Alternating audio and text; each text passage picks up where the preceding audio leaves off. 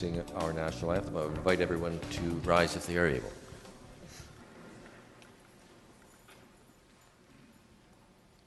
O Canada, our home and native land, true patriot love in all thy sons command.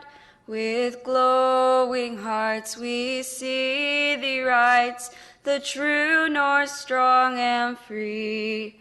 From far and wide, O Canada, we stand on guard for thee. God, keep our land glorious and free. O Canada, we stand on guard for thee. O Canada, we stand on guard for thee. Thank you. Thank you very much, Hannah, and to Sue King as well. It's been moved by Councillor Yunetsky that the minutes of the regular meeting held January 27th, 2014, and special meetings held January 13, 27, and 30, and February 3rd, as mailed to the Mayor and Councillors, be accepted. All in favour? Opposed? That's carried. On the minutes? Okay. Councillor Yunetsky. Yes, thank you very much. In regard to the minutes of January the 13th, there were two meetings held that day, and I have the minutes here of the one that was held in the morning, just finishing past noon. But we also had the meeting in the evening dealt with the budget and the delegations from the residents of Kitchener. And I still yet to see those minutes, so I'm just a matter of clarification on which minutes we're adopting, plus when the other ones are going to come out. The budget in the evening was a committee meeting, not a council meeting. And I'm assuming that they were here, but I'm not certain. But they were a committee meeting, okay, a finance committee meeting, not a council meeting. Okay, I appreciate that, but I've yet to see them still. So. Okay, so we'll double check to see whether or not they have been distributed. Because I've been asked by a couple of constituents about where they are. So. Okay. Okay, thank you. We can certainly have that checked out. Okay, declaration of pecuniary interest on any items on the Councillor Ioannidis. Yeah, I want to declare my pecuniary interest on the Finance and Corporate Services Committee meeting, with item number 6. Okay.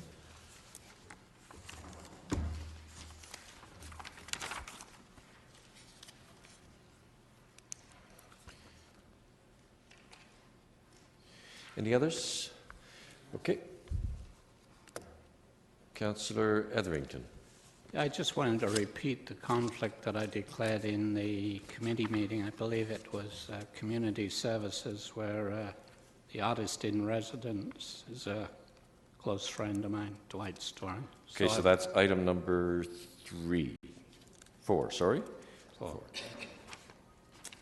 Thank you. Yeah, and just for, it's, even if a conflict has been declared in a previous meeting, it has to be at each meeting. So that you keep that in mind. I'm looking for John Young for a CTT presentation. Isn't here, so we will proceed with other delegations and we'll come back to that. Nancy Goucher, and the Water Program Manager, Environmental Defense. Welcome.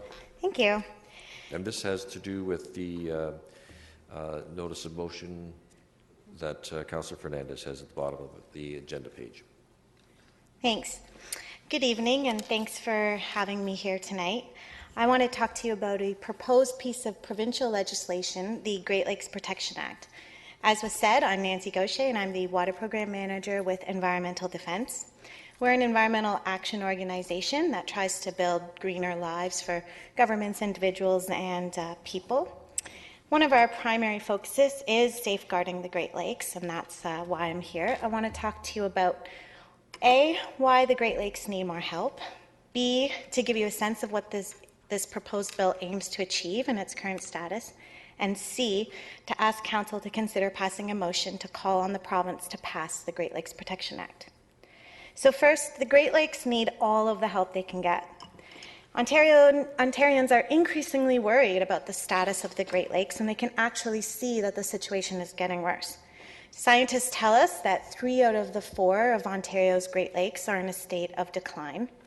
72% of our large wetlands in southern Ontario have already been lost.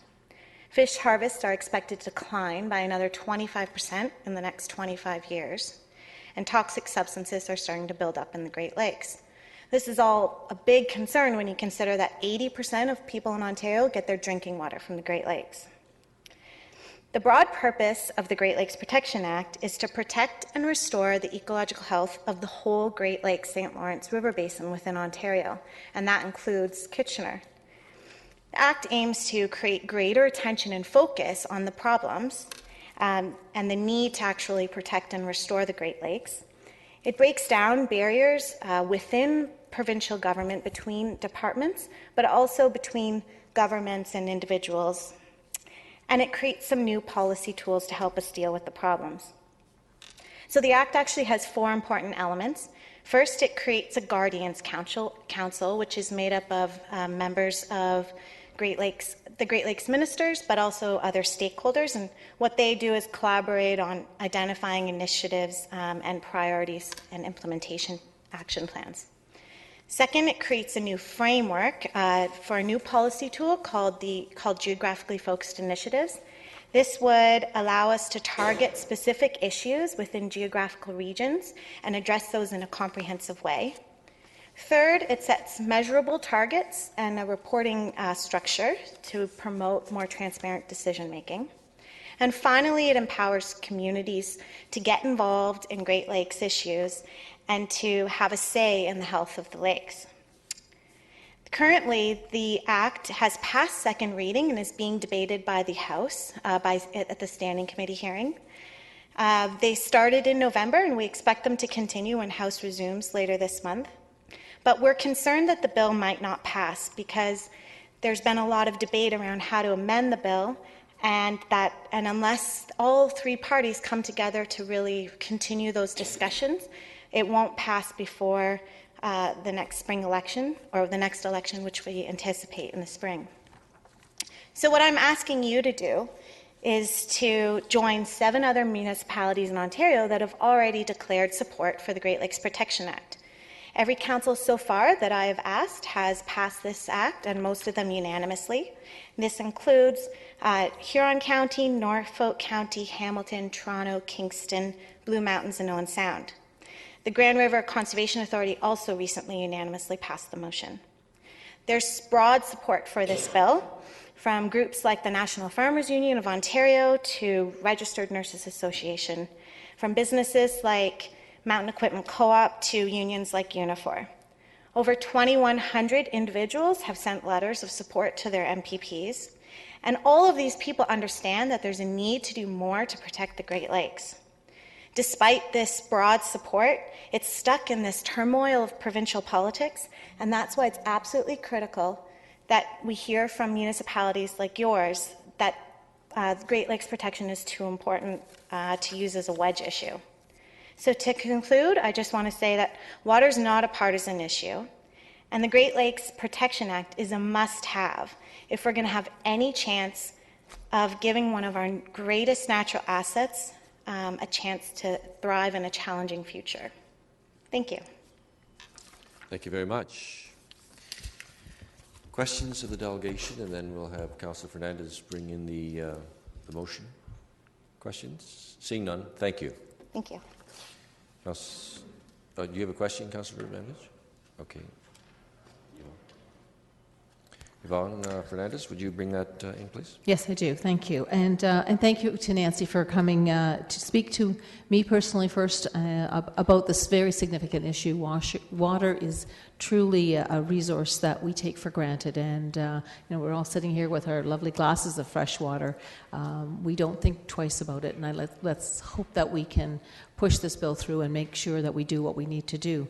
So the motion stands as, whereas there is an urgent and pressing need for a new, strong, and effective law to protect and restore the Great Lakes and St. Lawrence River Basin, and whereas 3 of Ontario's 4 Great Lakes are in decline and provide more than 80% of the province's drinking water, and whereas over 95% of Ontario's agricultural land is in the Great Lakes Basin, and the health of the lake contributes 4.4 trillion to the economy in both Canada and the United States.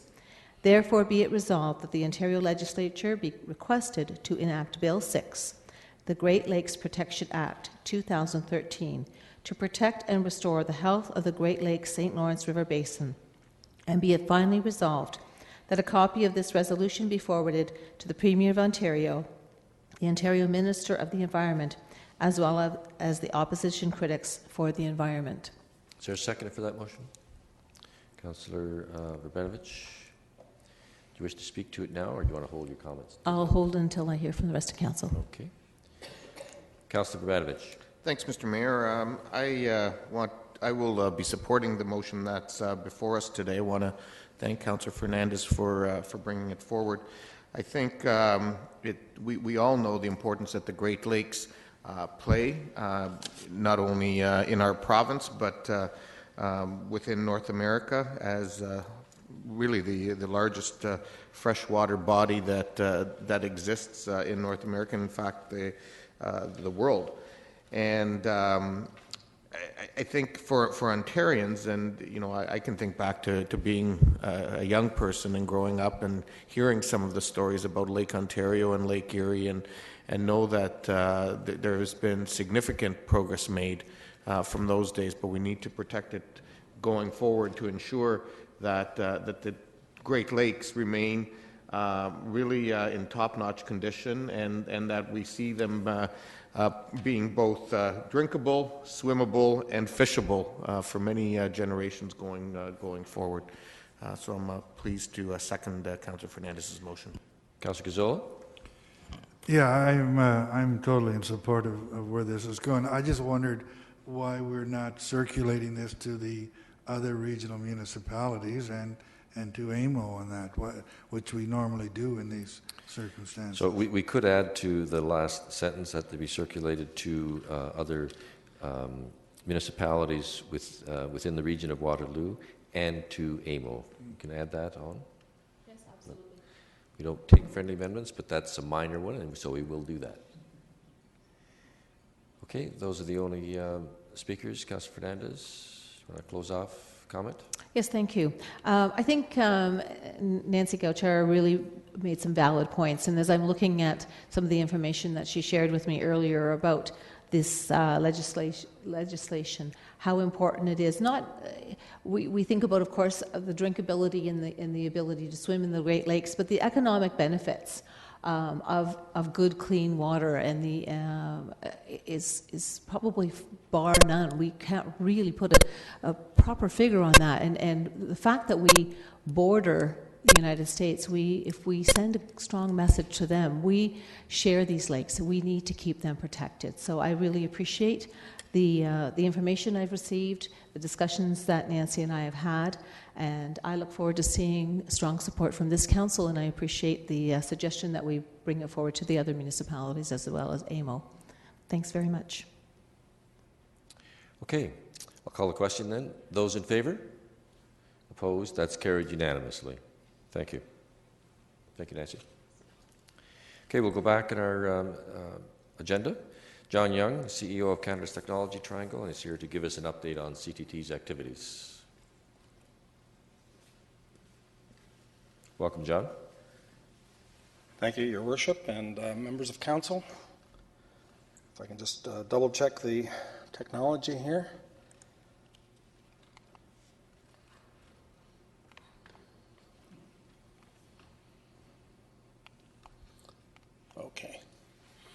Well, thank you very much for giving me the opportunity to speak to Council tonight. My name is John Young. I'm the CEO of Canada's Technology Triangle. And usually I try to come and meet with either Council or your EDAC and give an update on what's going on at Canada's Technology Triangle. We built a 5-year roadmap, a business plan, several years ago that takes us from 2011 to 2015. And the 2014 action plan is one that we're working on right now with our board. And I just wanted to give you an update of where we were in 2013 and where we're going in 2014. So our theme last year for an organization our size and with limited resources was to focus and to follow up and to target wherever we were able to. And we did that through working with lead generation organizations around the world, particularly in places in Europe and the United States. We had an international program, and I'll talk a little bit about it, with the 3 mayors that traveled with us to Europe.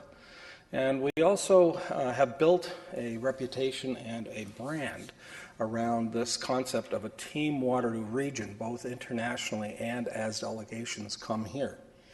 We work with other organizations to leverage resources. As you may know, Canada, and particularly smaller communities, don't have a great spot on the radar screens of a lot of communities around the world, and particularly some big companies that we want to get attracted to. So we work with the federal government, the provincial government, and in some cases, like-minded communities in order to attract investment and talent to Canada, and then to Ontario, and then to this region. And by leveraging that, we're able to leverage actually hundreds of thousands of dollars and possibly even millions of dollars of marketing and access that we would otherwise not be able to have access to at a local level. We also want to work with our local partners in the community, so we've developed relationships at the Municipal Advisory Committee and with the universities and with the private sector and other associations. We've developed promotional toolkits. We have a very sophisticated website now. We've developed collateral material and other information sources, and we've also worked with the collaboration of a lot of research groups who already exist in the region. And finally, we've gone after not only private sector funding, but public sector funding and matching dollars at the federal level. So what have we done last year that's important? We took 3 mayors with us on a specific mission to Germany and also to the Netherlands. And as a result of that, we have a fairly significant relationship that we're beginning to develop with a community called Eindhoven in Holland. And we also have developed for 2 years an aftercare program in Germany particularly. We also have signed an agreement with a venture capital group, the Chinese Overseas Investment Federation, and it's a group that has access to about 3,000 venture capitalists as well as state-owned funding in China. We've undertaken about 20 speaking engagements last year. We've undertaken a focus around export-oriented outreach with Waterloo Region firms and organizations. These pan-regional efforts where we're able to leverage resources at a more significant level than we're able to just locally. We've developed that collateral material I referred to, and we've created an award-winning website that helps to attract investors to this region. And the other thing is we've done a number of studies and lead generation strategies with our partners locally.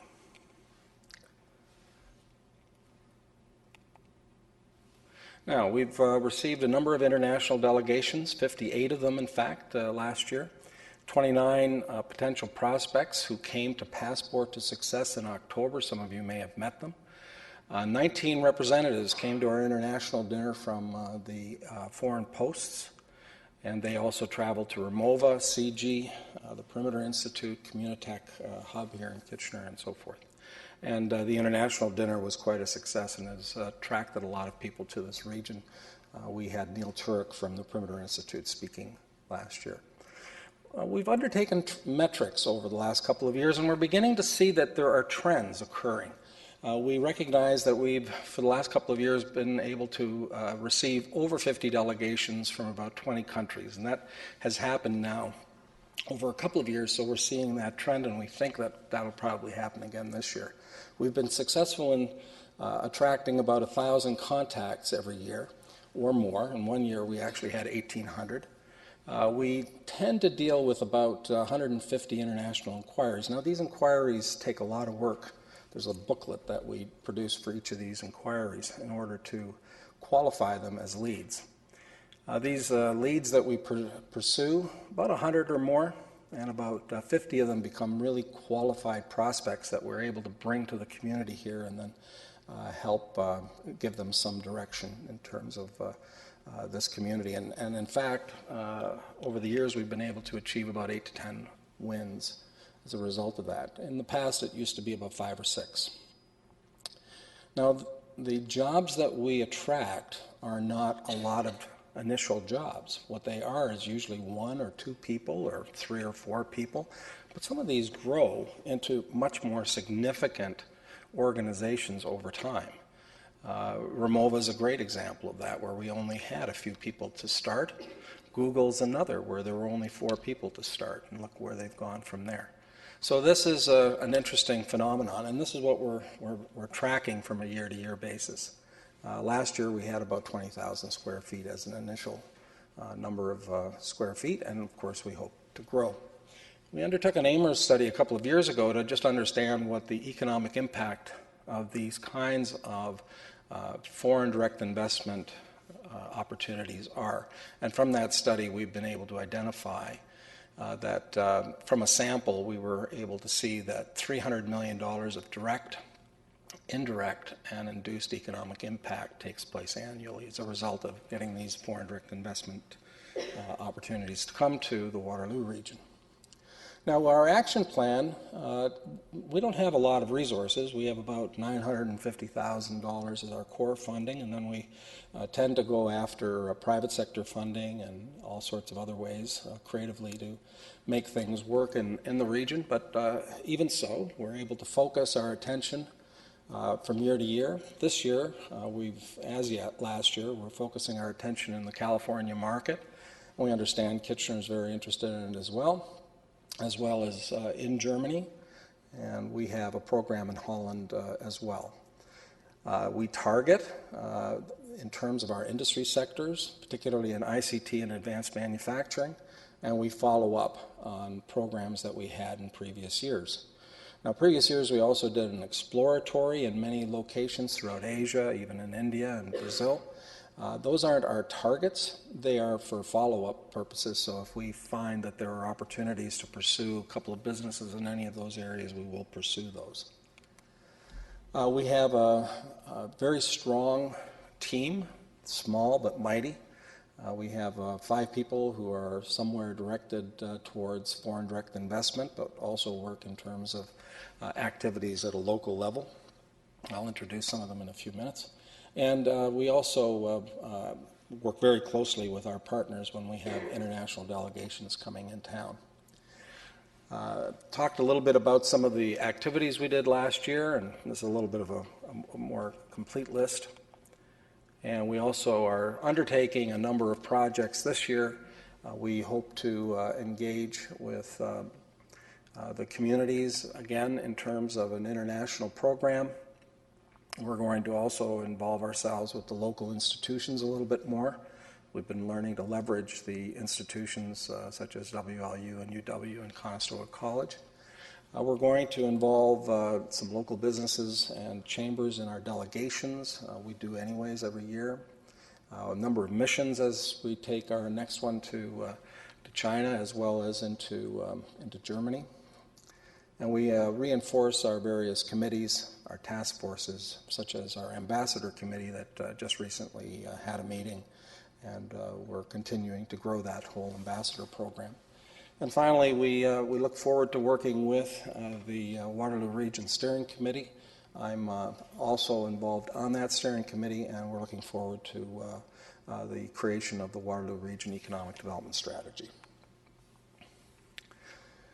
We are working on a number of research pieces. We've been able to achieve a little bit of resources coming out of the federal government, and we're looking at a couple of studies, one with the Waterloo Region Airport, some with site selectors. We're going to develop a German program, a California program, and we're going to follow up on our China program.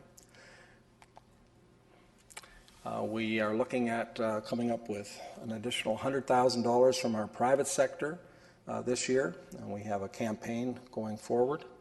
We also are looking at sponsorships at our local events. We've just started a new program called Third Tuesdays, where we're going to have thought leadership in the foreign direct investment area, and that'll help in terms of attracting some of those funds. And we're going to pursue some of the funding sources that are out there, such as FedEv and with other organizations.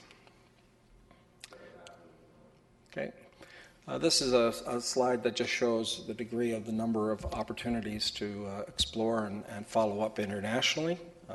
You can pursue that if you have a private moment. And here's our board of directors. We're very proud of them and our executive directors.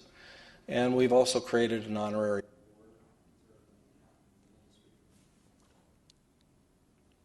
our partners, and our staff. Get that? Thank you very much. Okay. Thank you. Thank you, John. Questions? Councillor Ioannidis. Thanks, John, for coming in and giving us your update. CTT, I think, is a really great organization and does some really good value for the region. One of the questions I have is, you did touch upon lead generation, and myself, I think I'm a big fan of constantly being in touch with candidates that we could be attracting to this community. And I know with Passport to Success and some of our international missions that we've done, what are we doing to up our game? Because in my opinion, I think being face-to-face with potential businesses coming to our community, we need to be more and more in there in having these face-to-face conversations. The whole goal is to bring prospects to this region. Our focus is in presenting the opportunity, basically. And wherever possible, we try to bring those clients into the region and in front of as many people as possible. We have a concept called Team Waterloo Region, and many of the participants, some of which are included here at the table, will participate in that Team Waterloo Region when a delegation comes here. There are a lot of companies who don't want to be known looking in the area, so that tends to be the majority of them. So we do have quite a few. As you saw, we had 58 delegations and over 50 people coming into this region looking at opportunities, but don't necessarily want people to know that they're here. And that's part of the business of foreign direct investment. And my point is, do we have individuals that is this part of your ambassador program, that do we have individuals that will be going into these markets and promoting on our behalf? So there are lots of people that go on behalf of the region. For instance, I spoke at about 20 different places around the world at other people's expenses. So we try to leverage as much as possible when a speaking engagement is offered. By the way, I'm giving a TED Talk in Rio de Janeiro at somebody else's expense. The TED Talk focus is about this region and how unique this region is, so that will hopefully attract some attention. We also have ambassadors who will travel abroad, and they'll take collateral material slides in their presentations and explain some of the competitive reasons why they're in this community. We've taken our mayors. We have taken business people. We've worked with Communitech and and universities when we travel abroad in California, or next month with the University of Waterloo in China. We've worked with all of the institutions, as a matter of fact, WLU and Conestoga abroad. We engage these lead generators for a reason. They know the marketplace, and if we can get some resources from the federal government or from the province or through these pan-regional groups to introduce us to those, that's the best way that we feel we can get in front of those people. Thank you, John. Thank you. Councillor Verbanovich. Thanks. And John, thank you for your presentation and for all the great work that you guys are doing. Councillor Ioannidis' question touched a little bit on it, but I guess more directly what I'm wondering is, you focused on the things that we've done and the things that you're looking to do in 2014, and obviously resources are always an issue. Are there things that, in your opinion, we could be doing or should be doing and aren't able to because of resources?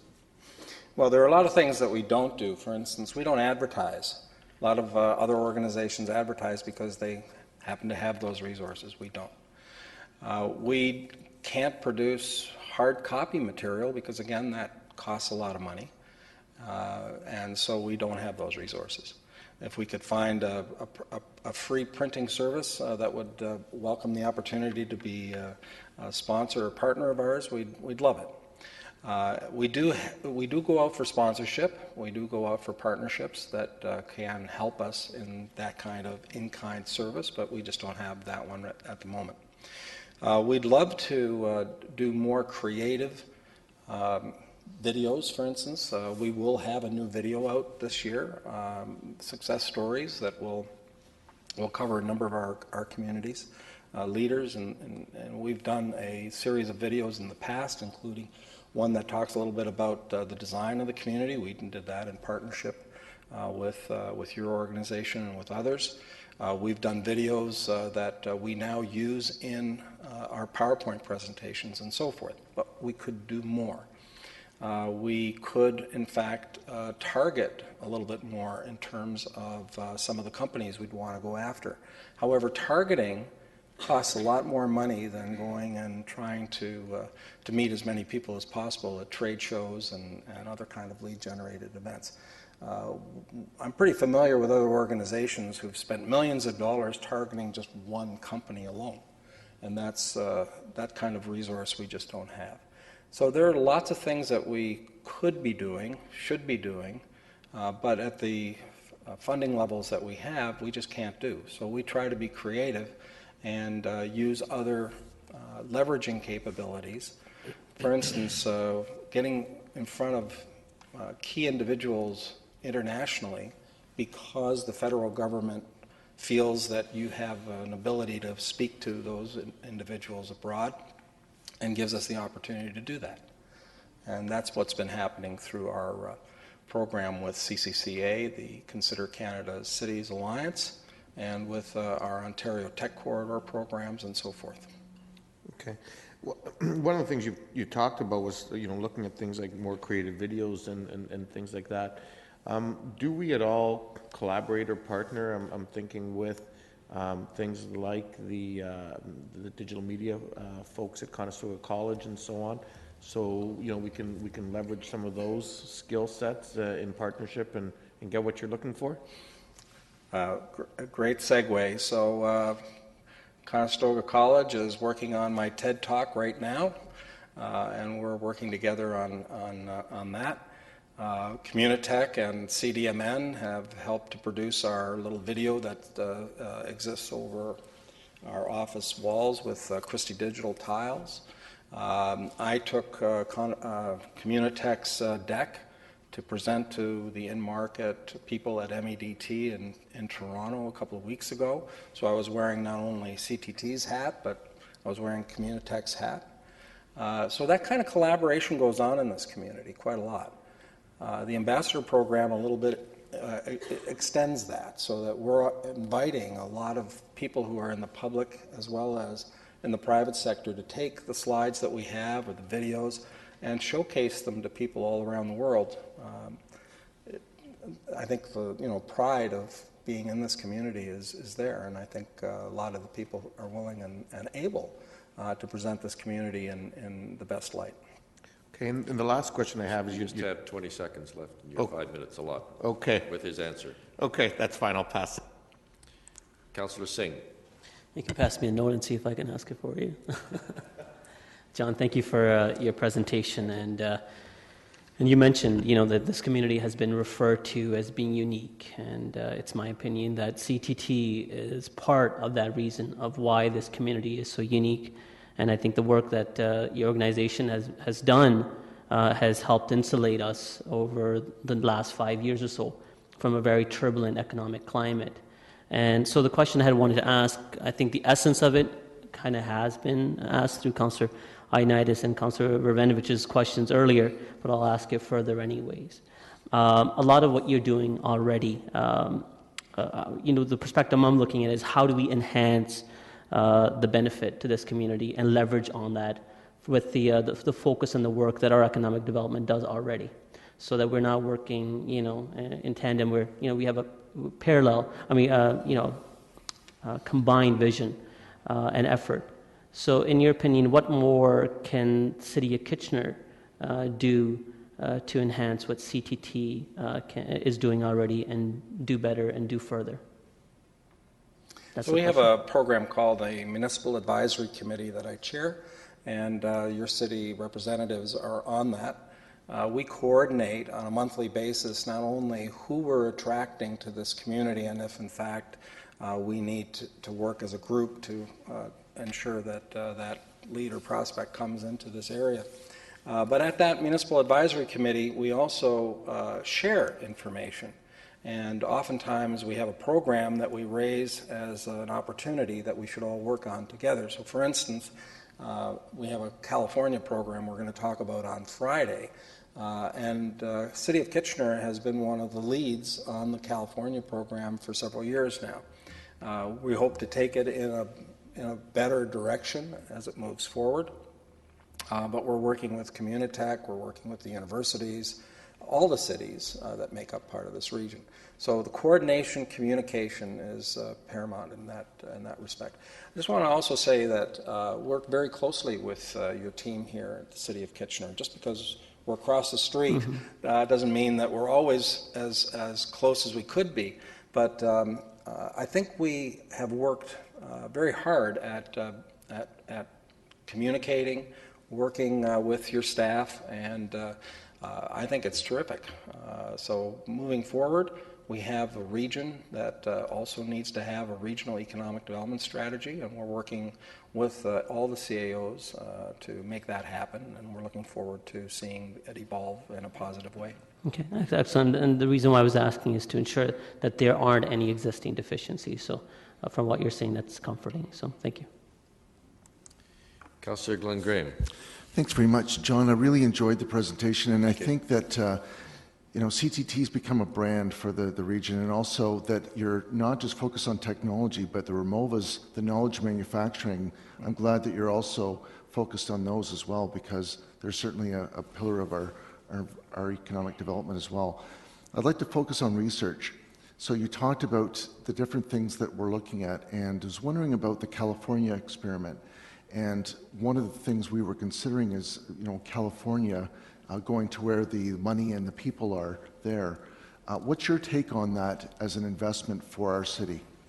So for the Ontario Tech Corridor, when I was president of the Greater Toronto Marketing Alliance, I used to go to Sandhill Road in California and Palo Alto and work with the VCs and try and bring them up for many years.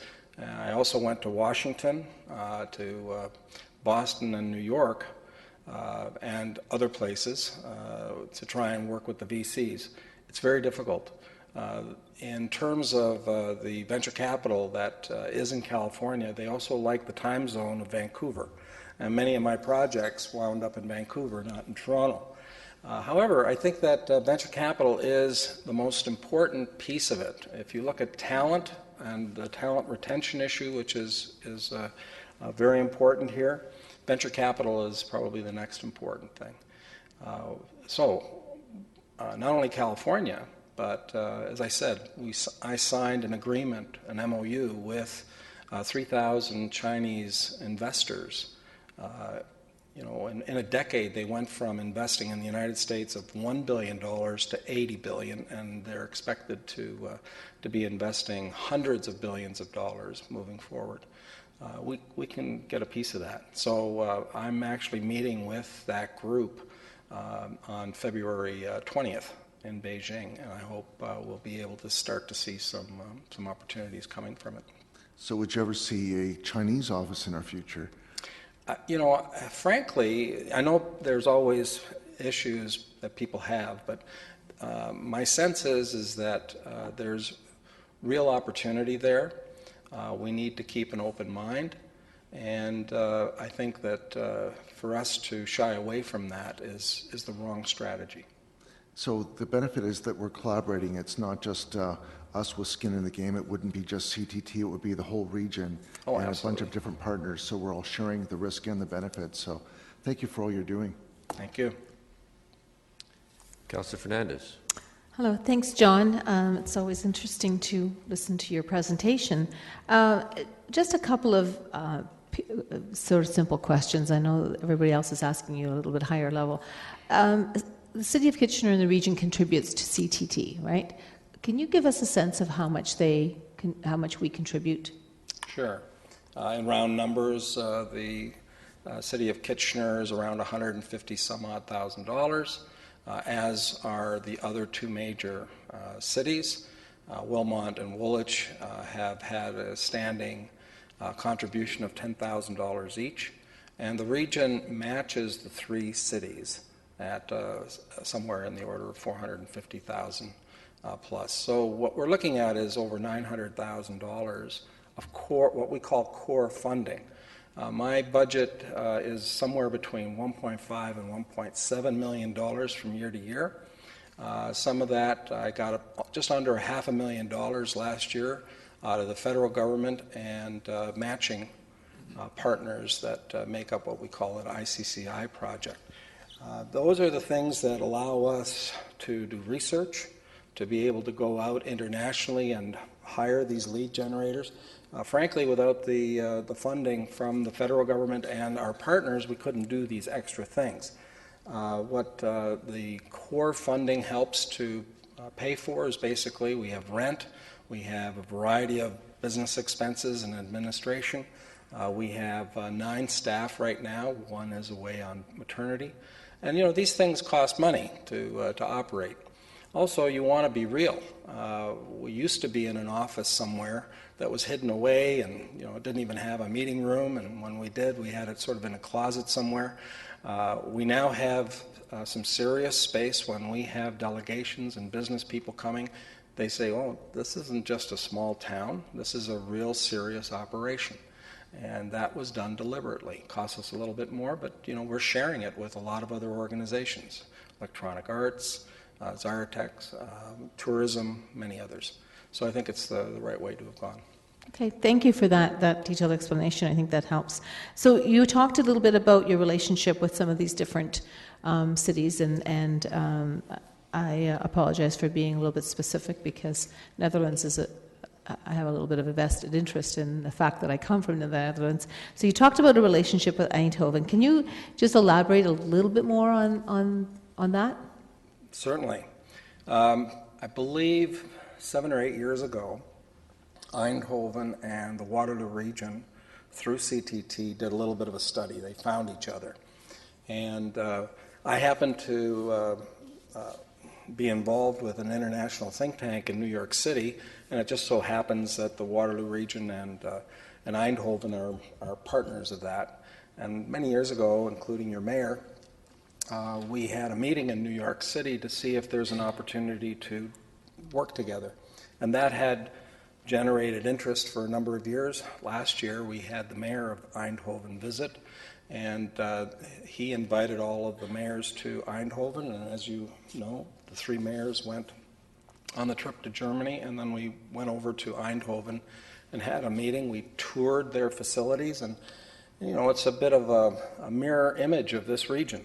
A lot of the similar kinds of industry sectors, same kind of enthusiasm, same kind of unique innovation environment, and they also collaborate in a kind of a similar way. So we've created a standing committee working together with Eindhoven, and we have a group here. In fact, I think tomorrow or the next day is one of their first meetings with a video conference. The group's looking at benchmarking itself, learning best practices, undertaking a number of initiatives in a variety of industry sectors where there's obvious like-minded interest.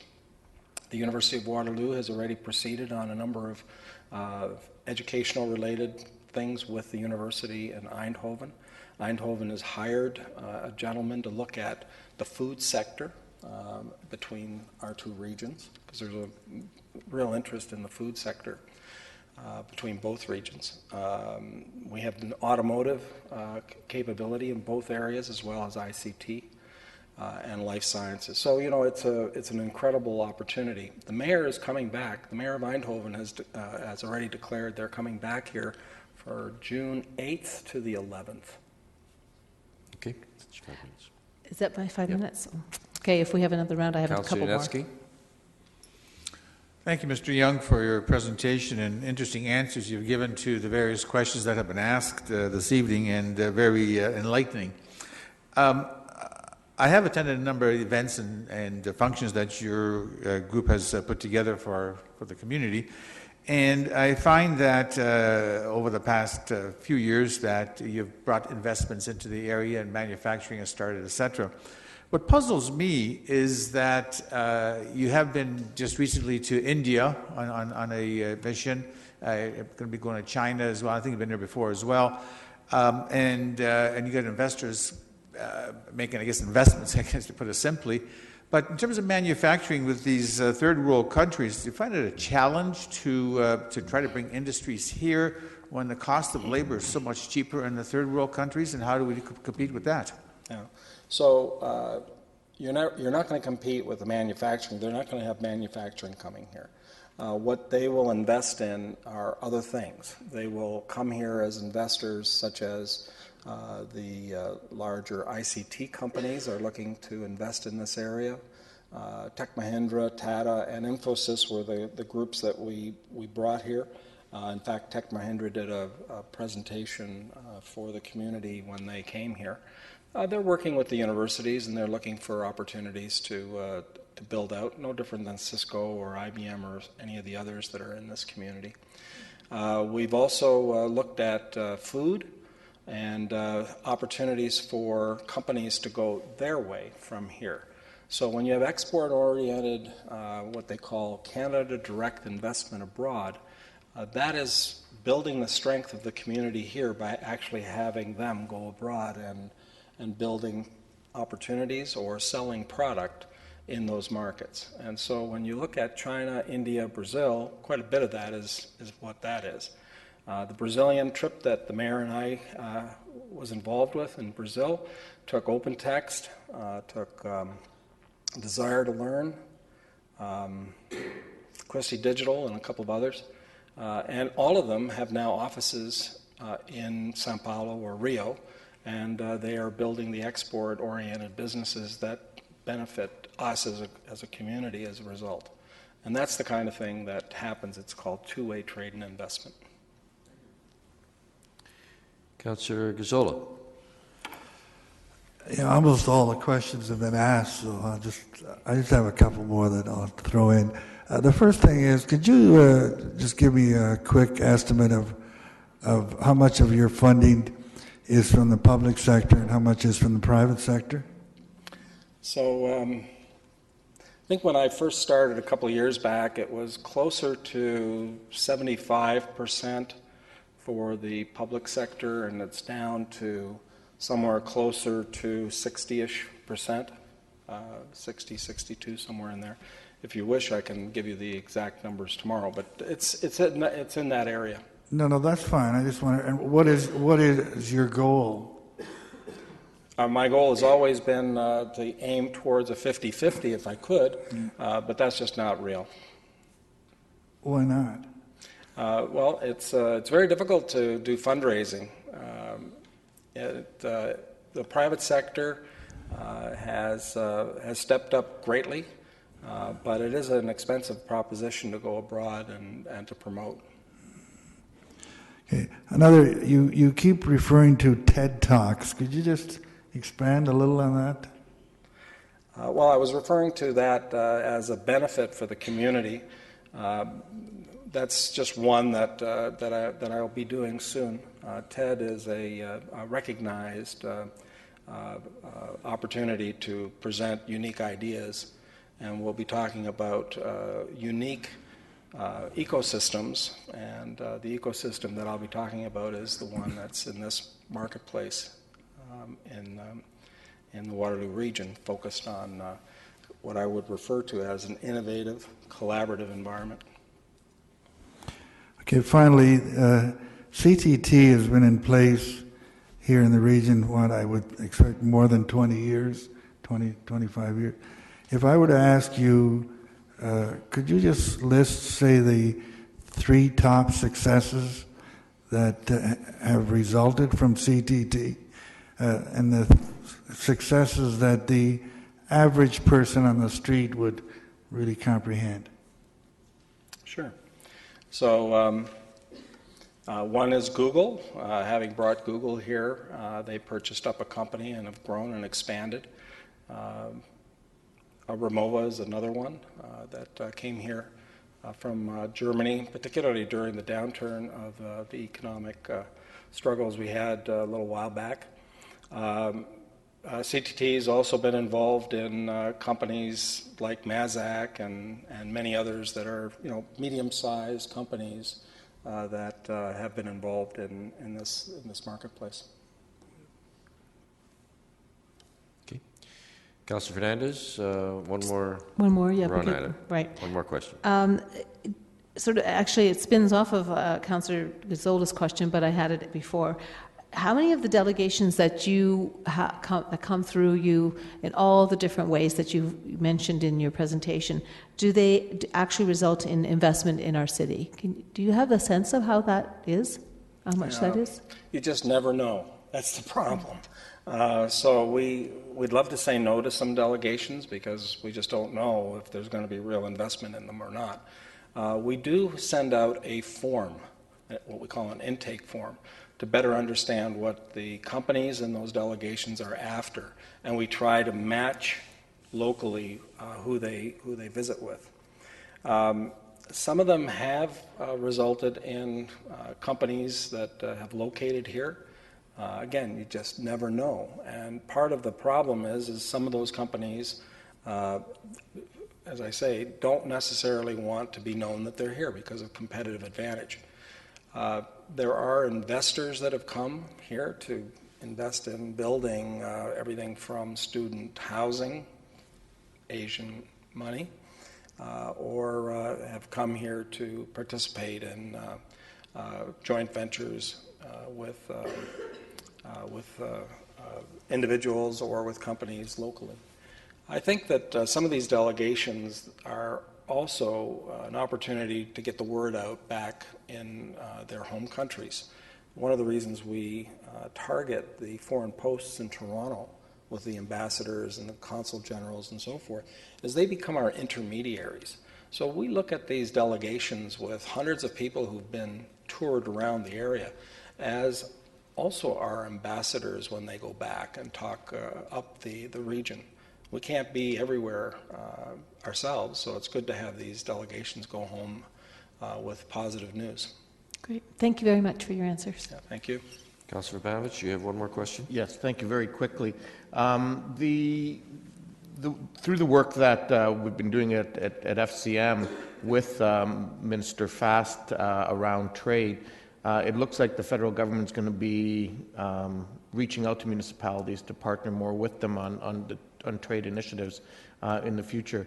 Are we, if those opportunities do come forward, are we well positioned to take advantage of them when that happens? Absolutely.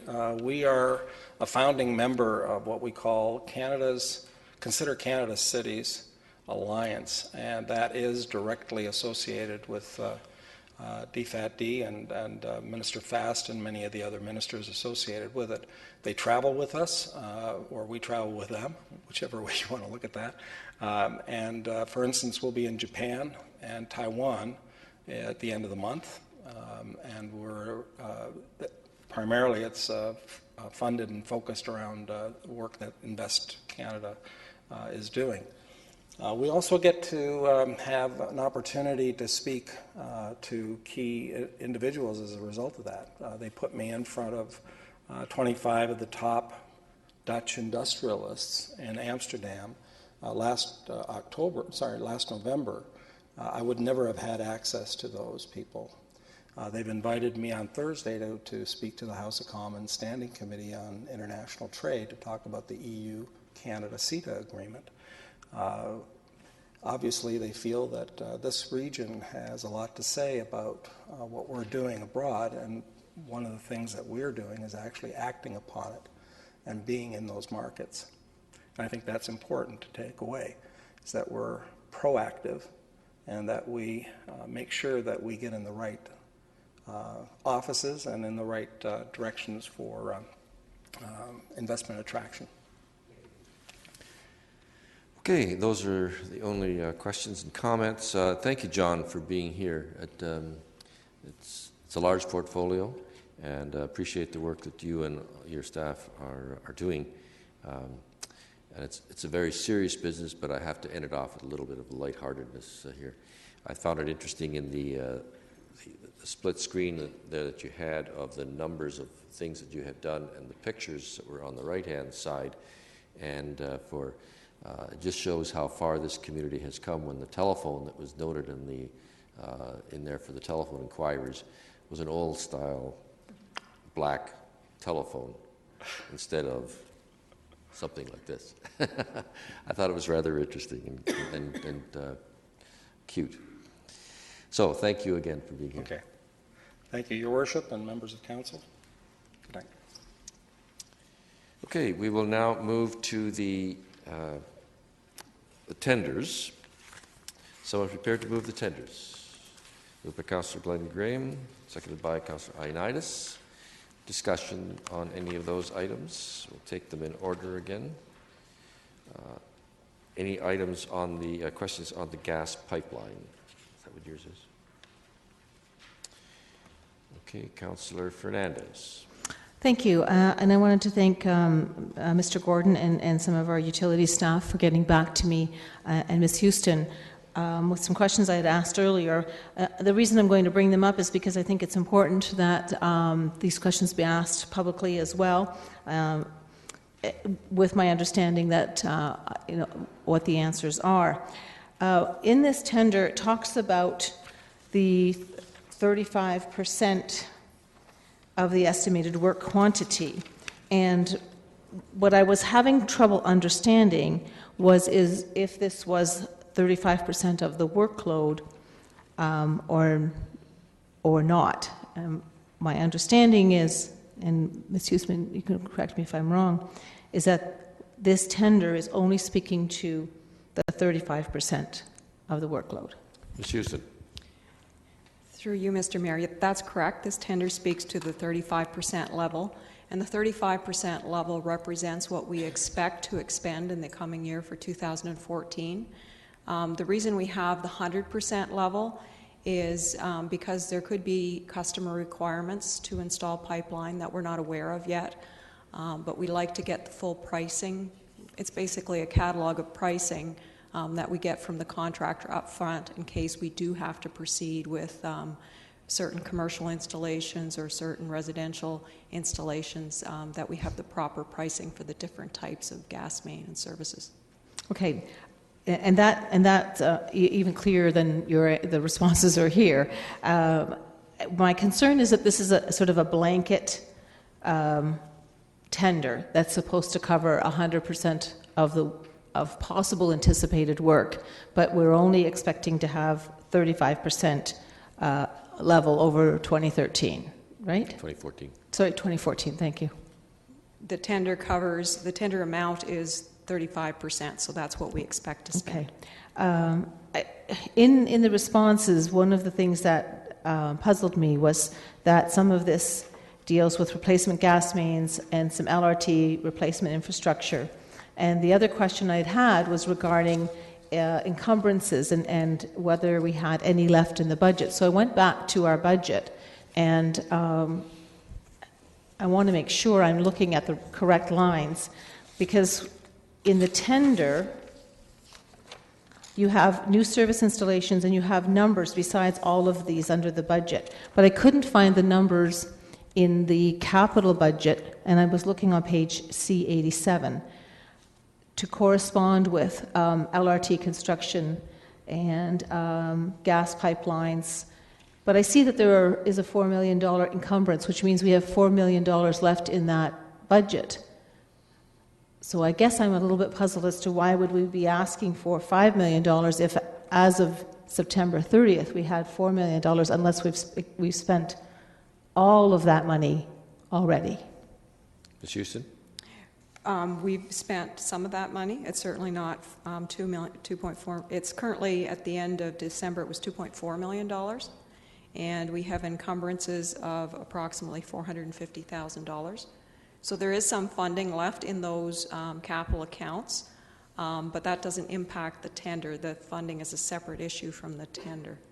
Well, I guess that's where some of my confusion is coming up from, and maybe, but that's part of the struggle that maybe some of the other councillors may be having, is understanding the dividings of the new service main construction, replacement gas mains, uncommitted, and LRT, and where to find them in the budget and what monies were left over.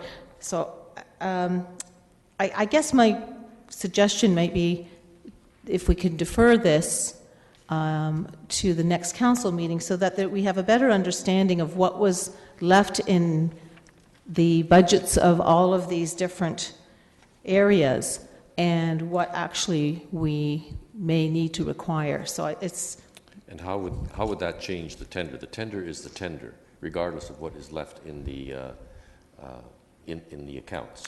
I guess because my understanding of the tender. No, it may not change the tender, but I guess my understanding is, because this is a blanket amount of money to be dispersed throughout the year, dependent on 35%. On the 35%. To me, it doesn't make sense. If there's monies left in the budget, why would we be asking for this much as a tender to start off with? Okay, I'm going to go through the rest of the councillors on this item and with questions, and then I'll come back to try to answer that question, because I don't think it really does affect the tender itself. I understand the question that you're having, and probably could be answered offline after the fact. But let's go to Councillor Gazzola on this item as well. Councillor Gazzola? Yes, I was a little confused. I'm not sure that I really understand the 35% and the 100%. What would the figure for the 100% be? Well, it would be proportionately more. Well, I'm not sure. Is this the amount of work we're expecting to do this year? The 35% is the amount of work that we're expecting to do. However, a bulk of the work relates to new customer installations, which are dependent on the timing of the customers, which we can't necessarily predict. Sometimes commercial customers can give us 1 month notice, or it could be 6 month notice.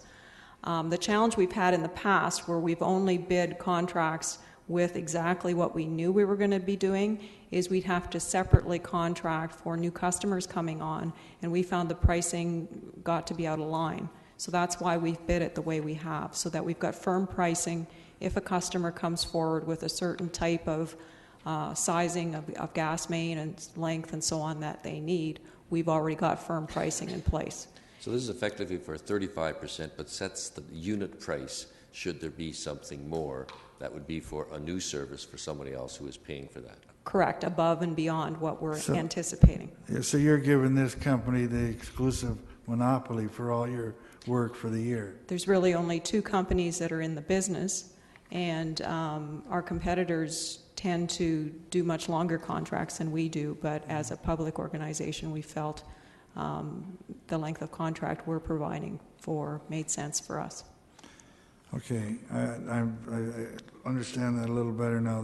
The other question I had, this amount in here for the LRT, this $1.7 million, what is that? That would This be LRT stuff is popping up all over the place, and it's... right. You would have seen that in the Gasworks capital forecast that you would have approved on budget day, and it relates to relocating of gas lines in the LRT route, along with some of the reconstruction we have to do on roads and water mains and that kind of thing. Now, I remember asking, and I don't know if we ever received this, I'm just curious, when we take all of these various places, and, you know, how much are we in for LRT stuff? There was a report that was actually given on all of the costs, and they varied in terms of the percentage split between the region and the municipality, depending on the age. So That that's report come has to been given. council? Pardon? That has come to council? Yes, it has. Okay. That's all, thank you. Oh, just one other question. We're looking at a 27% increase in a 3-year period. Yes. I don't understand that because the inflation rate hasn't been anywhere near that. What is causing that? That rate increase represents like a 3-year, yes, basically a 3-year. Well, 3 years, so let's say 3-year increase 9% a year, but... In terms of labor increases, that's what the contractor told us was part of it. The other part of it is the LRT component is more expensive per section and so on because of the difficulty there will be with doing that construction because it's downtown on busy streets and so on. So that's priced proportionately higher than some of the regular work. Wherever we're near the LRT, then, it's costing more. That's correct, because of the type of work that needs to be done. Thank you. Councillor Singh. Yes, thank you, Mr. Mayor. I had the similar concern as to the increase of 27% over the last 3 years, and that's what came to my mind. If you factor inflation, that's considerably higher. But Ms. Houston has indicated that LRT work is a contributor, so that this council knows whenever works that come forward now, whenever there is a LRT component of it. I know that there was an earlier report that indicated what the total cost would be, but still reflecting each report, knowing exactly what that increased cost contributor is to LRT, it would be helpful to have that component. And even for this tender, if this council approves it, having that information still come to us would be beneficial. Can we segregate that to know exactly what the LRT additional cost is? So I think it would be helpful to reissue or redistribute that report, which we referred to earlier, and then make the comparison of these particular tenders to what was included in that report. Would that answer the question? It does. I think the report gives an overall view, kind of perspective of what the costs are. I'm just saying, when we're looking at a 27% increase over 3 years from 3 years ago, just associating it to increased cost for LRT, I'd like to know what that difference is. Yeah. Is LRT the biggest contributor of that increased cost, or are there some others as well? Fine. So for this particular one, I'd like to know the difference. Okay. Councillor Yunetsky. Yes, thank you. In the same line of questioning, again, I was rather puzzled on this 35%, and I think I can understand the answer from Ms. Houston. And then I guess I'm disappointed with the 27% over the 3 years increase. This agreement that or the contract tender that we're getting into, is this just for a 1-year thing? Do we do this every year or what? Because, I mean, what happened in the last couple of years? It's a 1 year with an option to renew for 2 more years. One year with a potential 2-year renewal? Correct. Okay, it doesn't say that. Is that the intent? I don't think it does say that, but that probably should be included in the resolution as well. Yeah, that's usually It usually in there. is, yes. Correct. So the last one was 2011 That's right. contract. Okay. If it's such maybe a three-year time period, when I look at the top of page 2, it talks about works being required infrequently once every 5 to 10 years. How does that fit into the 3-year contract? Don't know. What that sentence is referring to is the list of types of services and sizes of services. Some of them we only require every once in a while. For example, 4-inch services aren't used very frequently, but that's in the broader list within the contract, so that we might only use every 5 to 10 years. But if we do have an installation this year, we do need the pricing on that in the contract. Okay. Consider this as somewhat of a price list. Yeah, I guess what I gather. Certain things get done more often, others are just every so often. So, okay, that's all I have. Okay, Councillor Banovich. Thanks, Mr. Mayor. I guess just one quick question to put all of this into some perspective. I mean, the reality is we went through a process here. We went out to tender. If I heard you correctly, Ms. Houston, there really is only 2 companies that can tender on this stuff, that both of them have tendered. So if for some reason council wasn't inclined to approve this, where does it put us? I would imagine we would not be able to do the work. Right. And so, I mean, we don't have any reason to think that if somehow, we went out again, we would end up with a better price in the future, correct? That's correct. Okay, that's what I think is the important fact here. And the other tender was a third higher than what this one is. Councillor Fernandez. Okay. Just on Councillor Verbanovich's question, when I was looking at the capital budget, it said gas pipelines, and then $4 million was sitting in that budget item, in that line item. Would that not address this? Ms. Houston said that at December 31, though, it was 2.4. 2.4, yeah, okay. That was You're right. an old number. She did say that. There is a surplus left over of $3 million. That just stays back in the gas capital reserve, or where does that go? That's correct. We review the existing balances once a year through budget process in terms of closing them out and looking at what we might need for future years. So we take those balances into account when we're setting next year's budget. So we would have reviewed it last year without knowing where we were going to totally end up at the end of the year. But if there continues to be a balance forward in that account, we'll certainly close that out to the Gas Works capital surplus and revise the budgeting accordingly. Okay, thank you.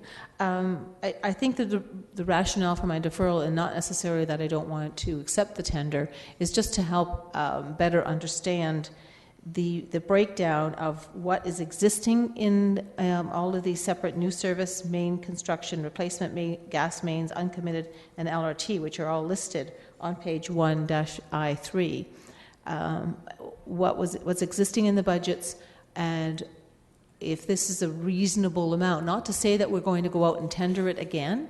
I'm just saying that I think that a better understanding for myself, for certain, maybe other councillors, of are we using all of the money in the budget for this particular tender, and if we have money left over, why are we using that up first before we go out to tender? Okay. Once again, I'll say that the balances in the account have nothing to do with the tender. It would just be the sourcing of them. You still have to, the tender is for the expenditure side, not for the revenue side. So if you wish to ask for a deferral, you would have to give a specific motion towards that, and we'll deal with that separately. I think personally that it's redundant because we're dealing with the expenditure side, not the revenue side. Okay. But if you wish to put forward a motion, that would be in order. Yes, I would like to put a deferral motion on the table that we defer this tender until the next council meeting. Which is March the 3rd, not until March the 3rd. And for an opportunity for us to understand if there is money left in the budget that could be used towards this, and possibly that we would not need to tender out at this point in time, but maybe need to tender out in a few months. Excuse me, I guess that's the point. Whether we've got $10 million in the account or $1 in the account, you need to have the tender to expend it so you can physically have the work done. Otherwise, the work doesn't get done, regardless of how much money you have there. Okay, understood. Okay. There is a motion that would take, the deferral motion takes precedence. March the 3rd, I would ask just a question of staff. What is the timeline on the tender? In other words, how long are the pricing, is the tender valid for? Mr. Gordon, do you want to put on your microphone? Or Ms. Houston? I don't know who has that information. Yes, through you, Mr. Mayor, it was 60 days from the tender date. Okay, thank you. So there is a motion. Is there a second for the deferral of this tender to March the 3rd? Councillor Glenn Gray. Those in favor of a deferral? Those opposed? The motion is defeated. So we'll come back to that original motion in a few moments. Are there any questions on the Cultural Heritage Landscape Study? Councillor Ioannidis. Yeah, the question that I want to ask is, I'm a little concerned here when we are looking at tendering out a consultant service for roughly about $90,000, and when I look at some of the attributes that are looking at to being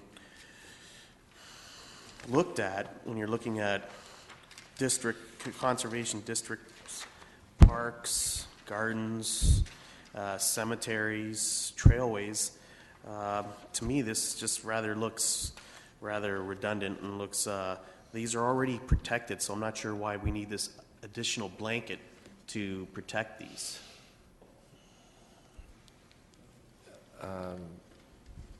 I see Leon Bensasson coming down. He may be able to answer that question. Leon? Thank you. Yes, through you, Mr. Mayor. The types of resources or the examples that Councillor Ioannidis had provided are just simply examples of potential cultural heritage landscapes. In the terms of reference for this particular study, we've already identified 57 other potential cultural heritage landscapes, and a large component of the study would also engage the public to identify cultural heritage landscapes that have previously not been identified by staff that the public also believes are significant. Part of the reason we're also doing this is through obligations through provincial policy and regional policy. Through the provincial policy statement, we are required to conserve cultural heritage landscapes through Planning Act applications. And under new regional policy in the regional official plan, there is an obligation for area municipalities to not only identify these cultural heritage landscapes, but to document them and to designate them in the area official plans. In some cases, yes, as you've noted, some of the examples that we've provided, these cultural heritage landscapes have already been designated under the Heritage Act, but they haven't been gone through this evaluation process through the regional implementation guidelines that will eventually lead to their designation in the official plan. Okay. My one question, and I'm not sure whether you can address this, maybe the mayor can. My understanding is the region had on the chopping block their cultural heritage a position. So I'm just wondering where their stance is on this, and if their stance is in reducing that, then why are we pushing forward with this? If they're reducing their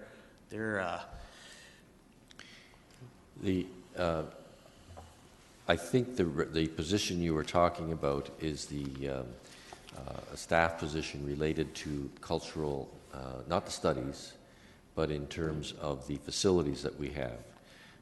Dune Heritage Crossroads, the museum, Schneider House, and the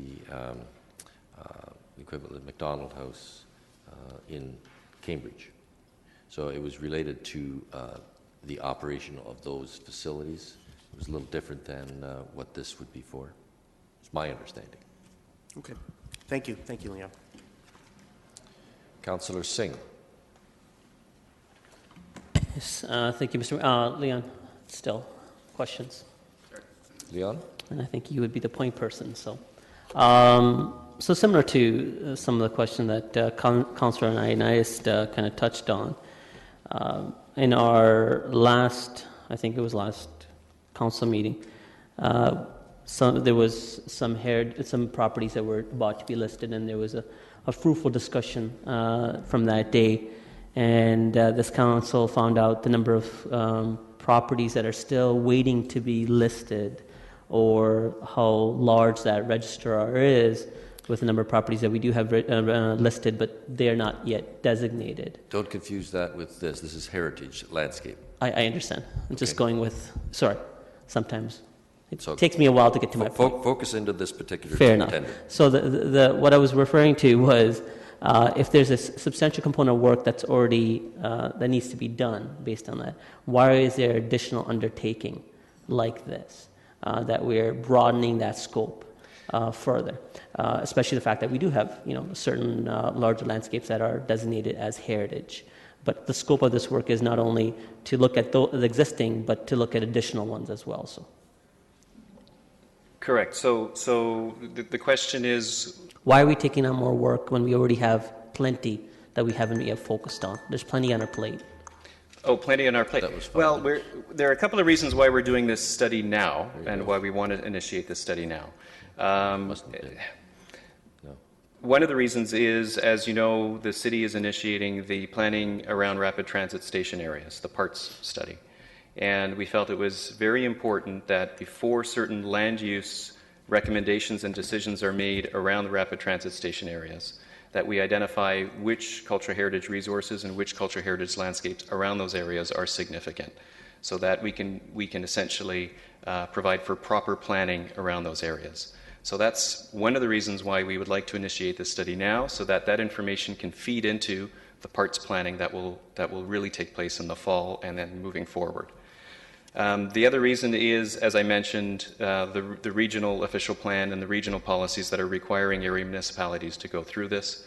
We felt that, again, it would be an appropriate time to initiate that so that we can meet our obligations with the regional official plan.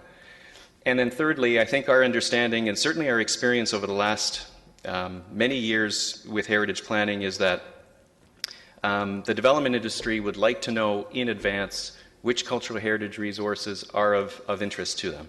And what we've heard time and time again from the development industry and from the public is that if they know in advance that certain resources are of interest to the city, then they can work with city staff and with the city in ensuring that those resources are conserved and incorporated into new developments. So the same approach that we've been taking and working very hard with the Municipal Heritage Register and with Built Heritage Resources, we feel that to be proactive, we should be going through the same exercise with cultural heritage landscapes. Okay. Sorry, there was some talk in the background. I missed a bit of what you were saying, so in case I come back and ask you that again, my apologies for that. You said some of... Point of order. Councillor Galloway-Sealock. Sorry, I beat you. I was letting the questioning go, but it's my understanding that that we've already dealt with this and asked for the tender to move forward, and that's why we're here. So I'm calling a point of order in order to not have the justification. We've already had that. It's been to committee, and we're now in the tender phase, so there shouldn't be justification. We should be asking questions with regards to the specific tenders, the cost, and how it came, why we're recommending these consultants, not questions about why is the purpose of this study. We've already had those reports. Mr. Mayor, can I speak to that, or? Yes, it's a valid point, though. I think you have to focus the questions towards the tender for the heritage. And I appreciate that, and I think if the councillor has issue with it, it's an appropriate point of order, but again, I would have appreciated the point of order rather than conversation in the background. That's why I mentioned I missed a part of what Leon was saying. The reason why I'm asking these questions, when we prove something through committee, we don't necessarily know the cost, and I'm surprised with the price tag with it, and that's why the question with the rationale of the importance of why do we need to go forward now? Can it perhaps be deferred for later? That's my questioning on that line. Okay. Mr. Mayor, do you want to add something on this? I do. Through you, Mr. Chair, if I could just add to Mr. Benson's response, I do believe, if I recall correctly, that as part of the capital budget process, an issue paper was provided to council that had an estimate in terms of the cost for this particular work. What I would say is that this type of work is very new within the heritage field, and as a result, we don't have the in-house expertise. So if council saw its way fit to turn this tender award down because your feeling was that the work was too heavy right now, we'll be back to you later this year or the following year with the exact same tender. And so it's not as though council would be saving any money as a result of that. Okay, so further to that question, so that we don't have capacity to do this in-house? That's correct. Okay, and this was where my later question was, you said we're provincial, or we're legislated by the province to do some of this work. So if you don't do it now, would we be fraction of some of those guidelines, or is there a certain timeline that we have to do that, complete this by? Other than the LRT work that you kind of referred to. So yes, there's the parts work that I mentioned, but there is no specific timeline. What I was saying in my previous response is that our experience over the last 20 years is that if we are able to identify these cultural heritage resources in advance to property owners and to the development industry, we will be much more successful in achieving good conservation and appropriate planning.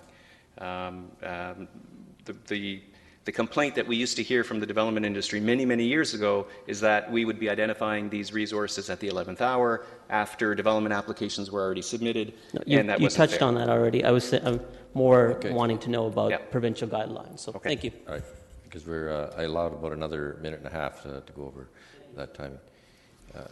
Councillor Gazzola. Yeah, no, I have no questions. When this first started, I just wanted Mr. Benson-San to expand on it, and he's done all the expanding that we need to hear. So, okay, thank you. Councillor Fernandez. Thank you. I'm not questioning the rationale or anything. That's all been discussed. I am a little bit disappointed that we have not taken advantage of Professor Shipley and his graduate students and their expertise in this area. I think we could have maybe reduced the amount of money that we are spending here. And working in consultation with them. I know that they're a great resource. Can you help me understand a little bit, maybe, in a quick one-minute answer? Leon? Yes, through you, Mr. Mayor. The HRC, the Heritage Resources Center, was circulated the terms of reference, and they did, I believe they did, I'm trying to recall whether they submitted or not. Perhaps they did not submit, but they're not on the list. Yeah, they're not on the list. But they were certainly circulated the terms of reference and invited to submit and make a submission with the initial expression of interest. Okay, thank you for that. Okay, we'll move on to the next tender. This is Glasgow Street.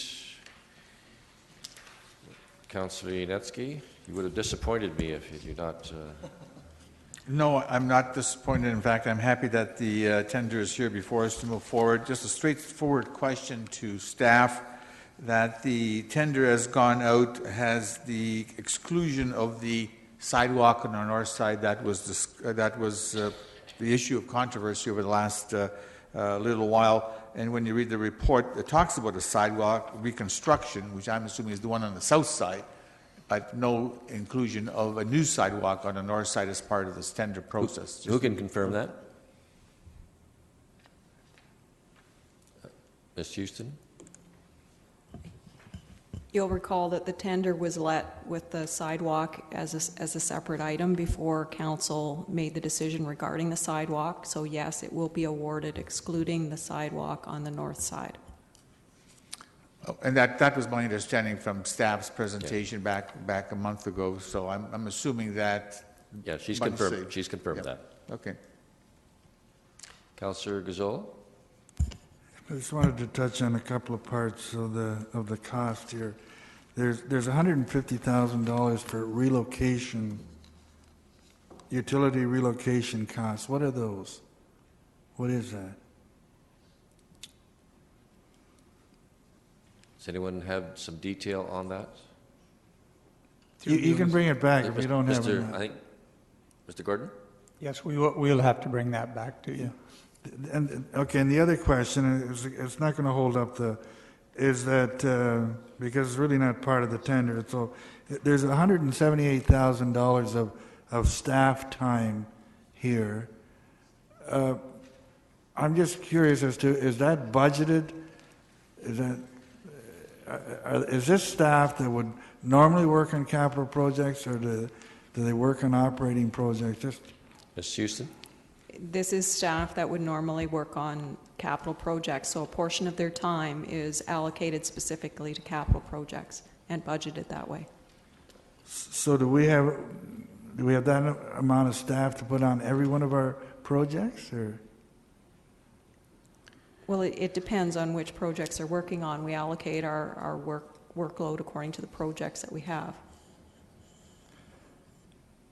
Okay, that's fine. Thank you. Okay, last question, Councillor Yunetsky, back to you. Yeah, I forgot to ask one question, Mr. Mayor, and that's on page 2 of the report.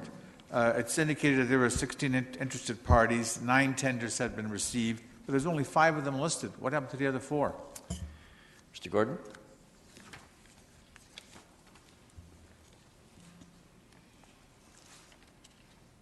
I believe that's a mistake in that. I think that's the number of tenders that we received. It wasn't 9, but I'll confirm that. Yeah. Okay, it looks like the wording of 9 tenders is incorrect. It should be 5, but that can be confirmed. Okay. Well, thank you. Okay, we'll move on to Lydia Street. Councillor Gazzola. I'm not sure it's a question, but it's a comment that I want to make. That is this the second part of a project, or is this the whole project? Or I'll tell you the reason what I'm driving at. This project would have been almost a good 20% over budget. That's the way it's coming in. But lo and behold, we have money set aside or money sitting around or what have you that looks after that problem.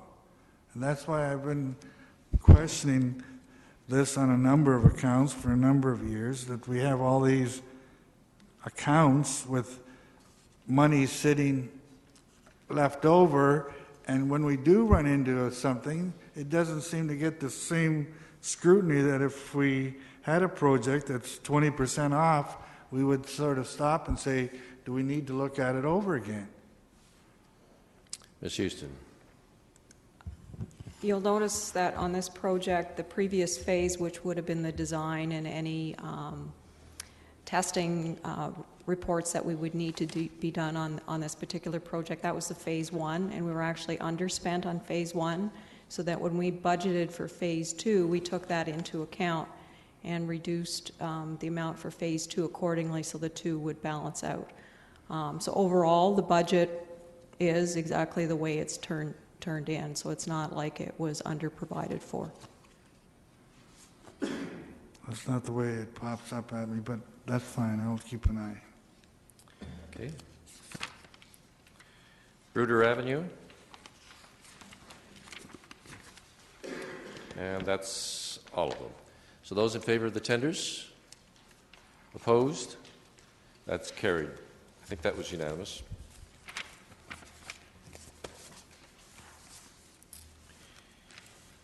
Report of the committees. And the first committee is Community and Infrastructure Services.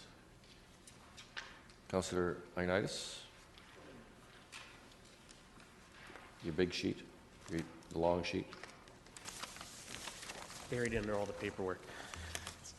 Again, our new protocol is that you're not reading these, approving them. These are, for those who are watching online, the details are available for everyone who is watching. Okay.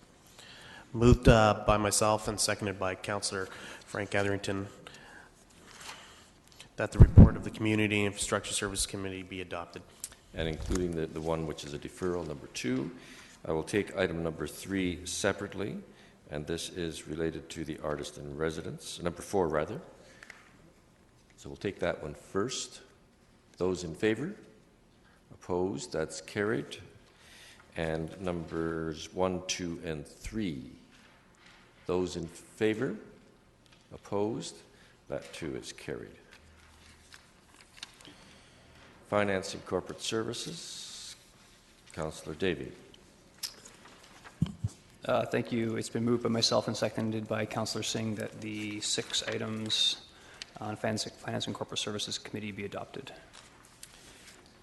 And number 6 also had a conflict, so we'll deal with that one first. Those in favor? Sorry, there are a couple of people to speak. I pick up on that. Councillor Davies first. Yes, we had, I don't recall the vote from committee, but there was some discussion about possibly amending the dates. So I would like to move that amendment as well. Of which item? Item number 6. It was first brought forward by Councillor Fernandez and in good faith. And I would just amend that the item number 6, the second paragraph down, the first paragraph, December 31st, 2018 would be moved to 2017 instead of 2018. Okay, we'll deal with that as an amendment. Okay, I'll speak to it as well if I could. So the amendment takes precedence. Talking only to the amendment, Councillor Davey. We're going to go around. Thank you. Yes, I want to be clear on my rationale here as well. We do our DC exemptions, for example. We go 4 years at a time.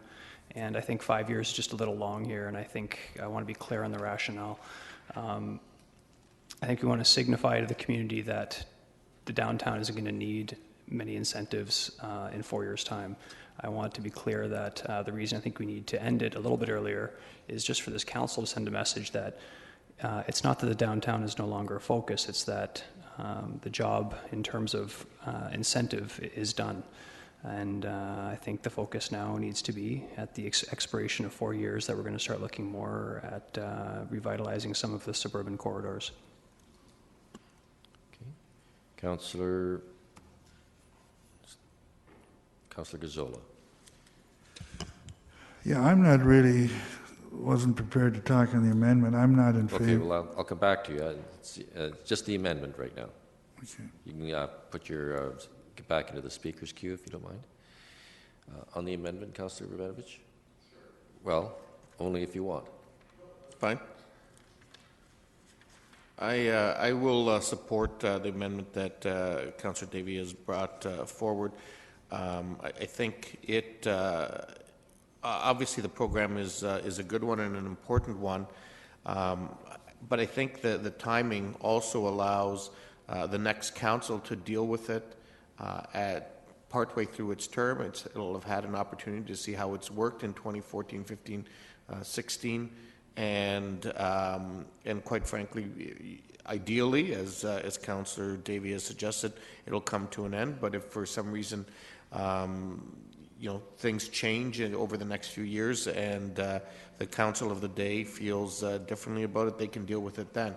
But it also deals with it early enough before the end of the term so that it's not something that's being left perhaps for a subsequent council post-2018 to deal with it at that point in time. On the amendment? Thank you. Councillor Singh? Yeah, I can appreciate from where Councillor Davey is coming from, and I'd just like to hear from staff exactly what the impact of this program would be by shortening it by a year. I think making any decisions absent of that opinion wouldn't be advised. So if staff could give comment. Mr. Regier. Well, through you, Mayor Zaire, from a practical point of view, I think that the impact on the program would be minimal at this point. We would go through an evaluation, a brief evaluation process similar to what we've done now with the program. In 2017, we would have done the same thing in 2018 for council consideration of next steps. So doing it a year earlier is a modest change to the framework of the program. As Councillor Davey has indicated, the situation will have changed quite dramatically by 2017. We'll have seen the implementation of LRT, and a number of our high-density residential projects will have been either completed or certainly well underway. So I think, the impact of that amendment would be relatively modest. Thank you. And based on that extra information, I would also be supportive of the amendment. Are you on the amendment? On the amendment, Councillor Fernandez. I apologize for sounding like I'm very confused, because when I'm looking at the minutes, it lost on a tie vote. So are you now suggesting that we go back to my original That's possible. motion? He's moving from 2018 to 2017. Right. So that's the only way it would be brought forward if someone brought it forward. Right. Okay. I mean, that's my question, is after all of the discussion we had that day, now you're suggesting that we go back to the motion that I had made that day. Well, thank you very much. Okay. That's on the amendment only, for changing it from 2018 to 2017. Those in favor? Opposed? The motion is carried. So the balance of numbers, all 6 then as amended. We have one conflict noted. So recorded vote has been called for. Oh, you want to comment, on the entire motion? I beg your pardon. Just before we get to the voting. Councillor Gazzola, I missed you. Yes, I didn't get a chance to comment last week because I was That's fine. not here. Had I been here, I would not have supported it. I know we've needed to help the downtown in the past, but I'm hearing so many stories of how things are turning around, have turned around, and in the future, I'm not prepared to support all of these specialties for the downtown. I think it's time we started looking to the rest of the body. Not the heart is important, but so are the legs and the arms. So I won't be supporting this. Councillor Yunetsky. Yes, thank you. Again, at last week's committee meeting, I voted against it on the basis that I thought that the money that has already been allocated to this particular downtown area on these different components has been successful, but the LRT is coming forward shortly, and that's a very strong incentive for anybody who wishes to invest downtown to take advantage of that. Plus that, it's also a disadvantage to other businesses in the area. As I mentioned, Belmont Village, the butcher, the candlestick maker, and the anybody else who wants to have a business, they don't get any support at all. So this is basically geared towards one portion of the city, and I think it should be geared to all the city or not at all. Councillor Rebecca. No? Okay. Okay, recorded vote's been called for. We can now vote.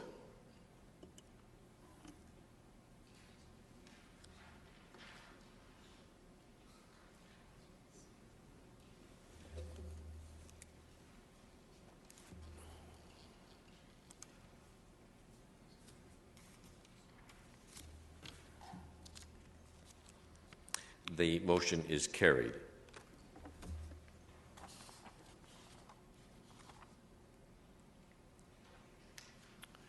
Oh, okay. Councillor Galloway-Sealock is just noting a typo in the minutes of the Finance and Corporate Services Committee report. It had December 21, 2017. Obviously, that is December 31, 2017. I'm sure clerks will make that change. Thank you. Okay, the balance of the report, Finance and Corporate Services.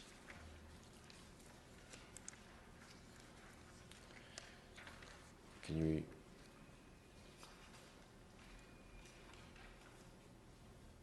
Just want to get rid of the screen.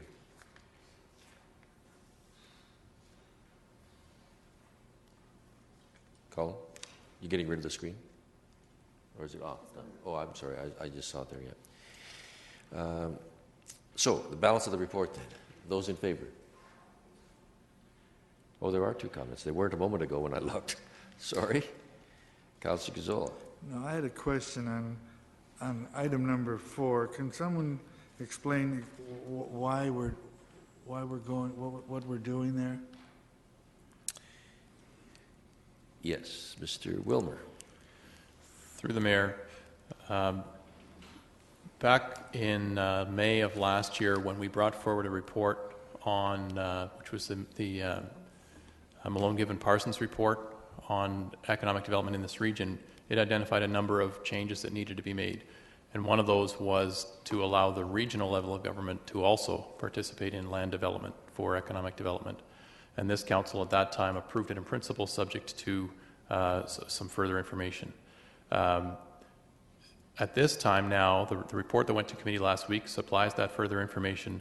The regional council has passed a resolution, and all 7 of the local councils are now being asked to confirm their support in principle that was given last spring. And this has all to do with setting up this other organization, Through the mayor, no. This was whether or not there's a regional economic development corporation, even under the current system of governance. Right now, the regional government is not enabled by provincial legislation to participate in land development for economic development. In the Municipal Act, there were 2 columns: exclusive services that are provided by the region and municipalities, and non-exclusive. And this was in the exclusive to municipalities, so this would allow it to become non-exclusive. And both could be in. Okay? Councillor Ioannidis. Mayor, can I have item number 3 voted on separately? Yes, you can. Thank you. Okay. Okay, then all the other items except number 3. Those in favor?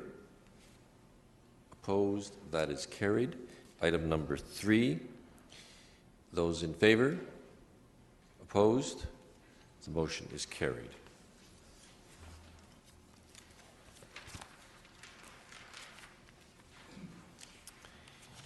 Any unfinished business?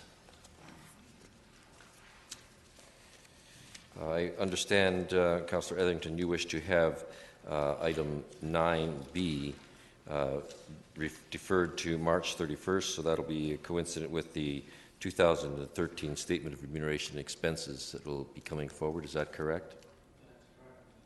Okay. All right. Thank you. We'll do that.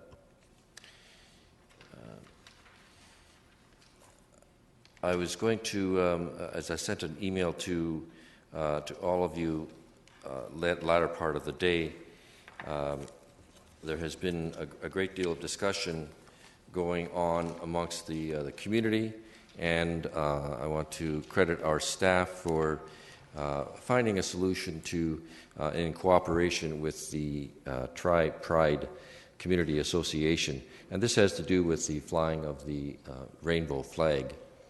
And in fact, some municipalities have done so. I was asked by media today, well, how could they do it if it doesn't meet your protocol in Kitchener? And I can't, of course, comment on any other city. That is their business. But we did take a look again at the protocol which we have for flying of flags, and it is clear that the policy does not allow non-Canadian, provincial, or city flags on the City Hall and other facilities to be flown. However, we have had, actually, with Tri-Pride, a number of years ago, had an opportunity to assist them, and when they wanted to have it flown, we said, no, the protocol does not allow that. However, we have worked together again, and they have offered to provide the flag for display in the rotunda as an item of a show, a demonstration of solidarity with the issue that has arisen related in Russia to the Olympics. And I'm very pleased with the kind of cooperation that they gave on very short notice, and that our staff have been able to work through in the last couple of days, and in fact, last few hours.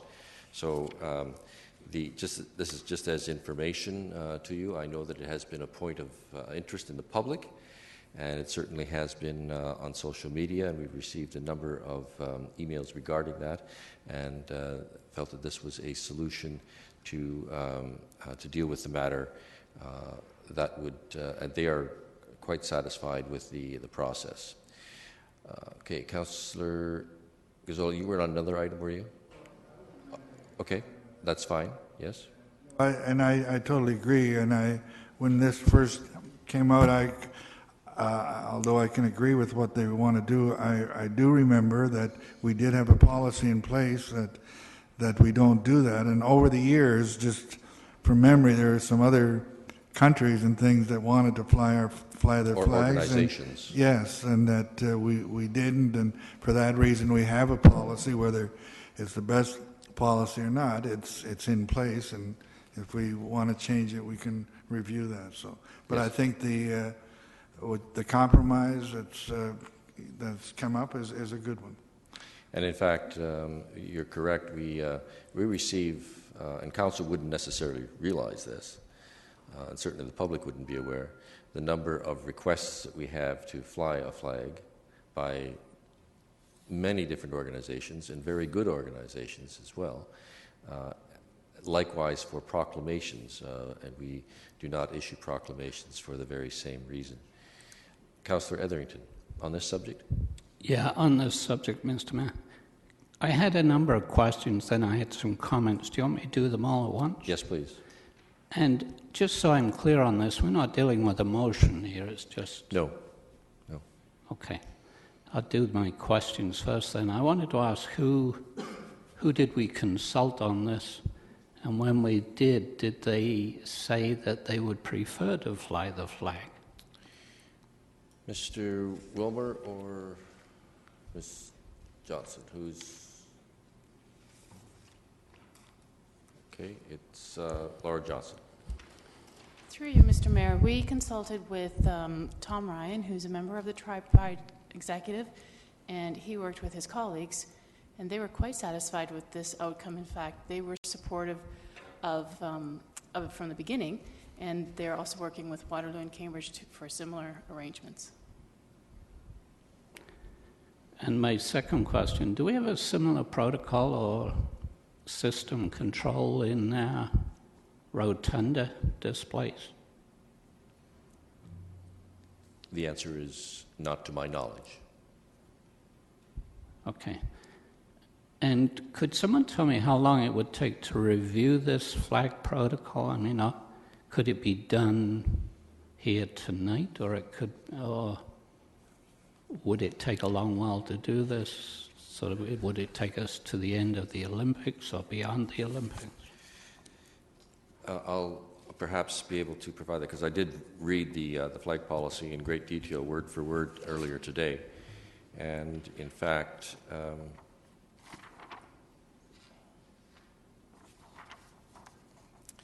it referenced, I'm just looking at it,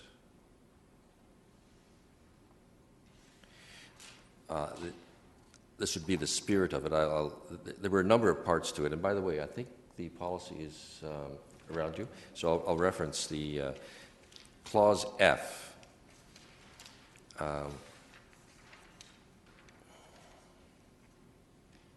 Yes, Clause F relates to, it's the one immediately above it, E.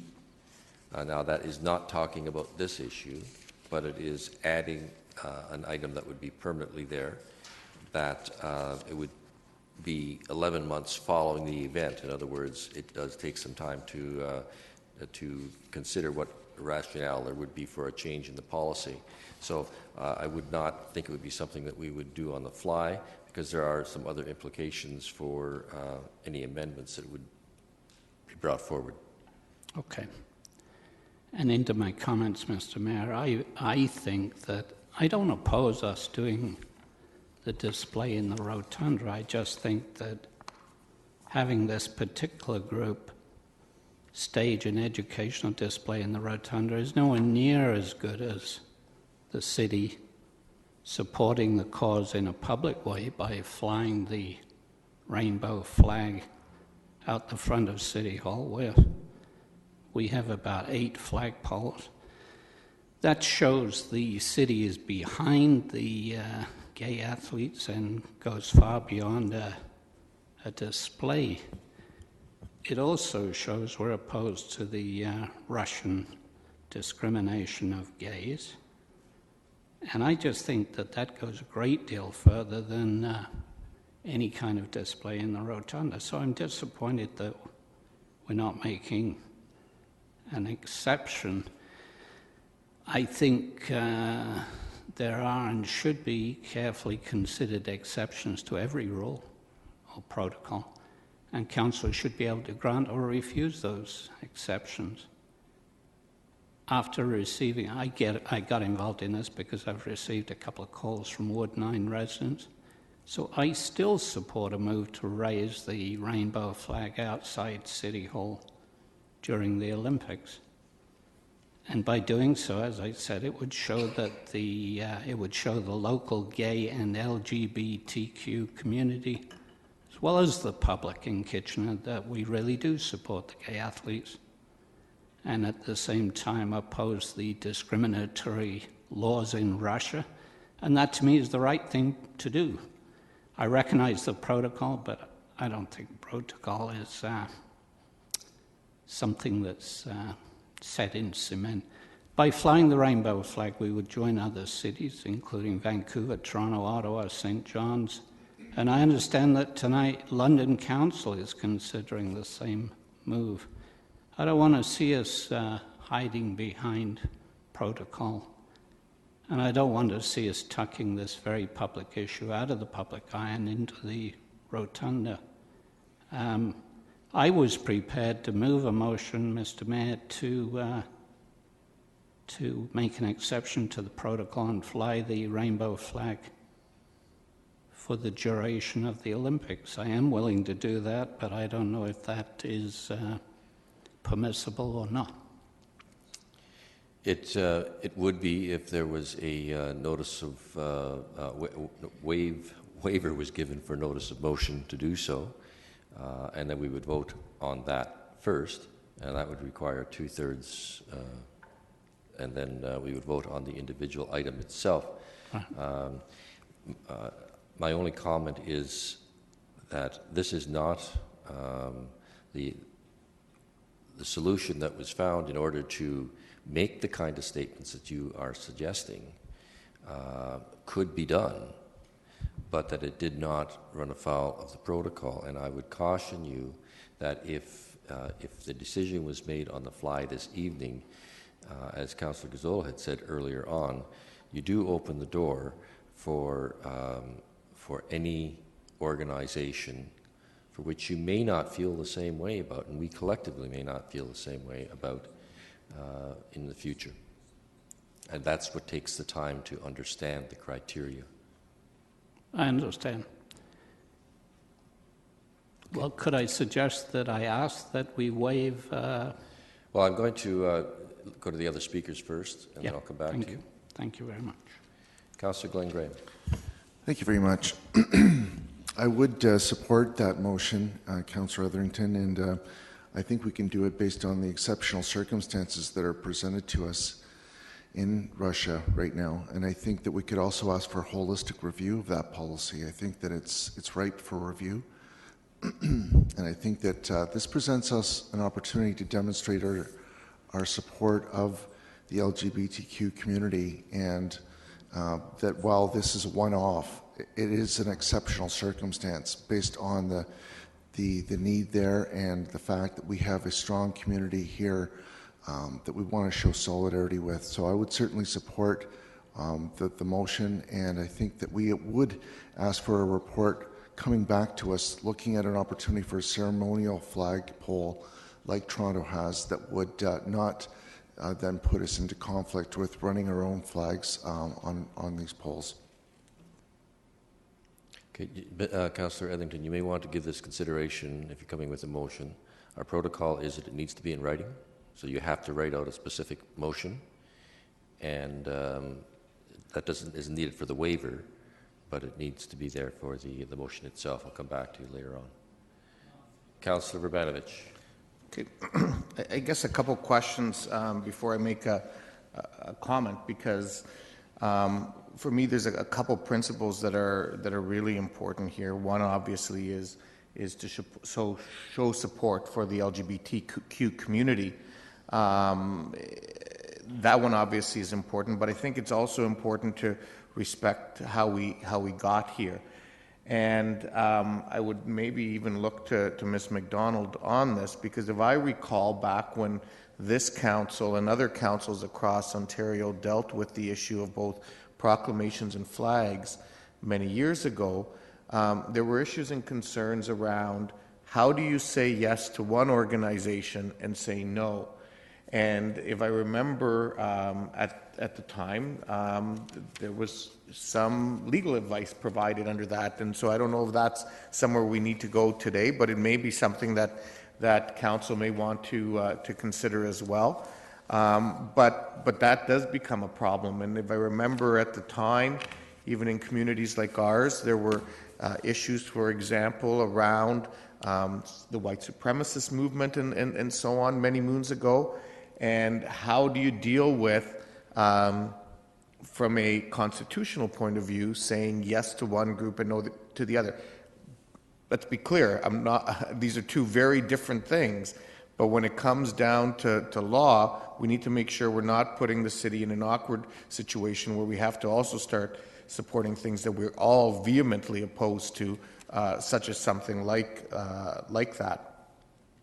So I think that's important, number one.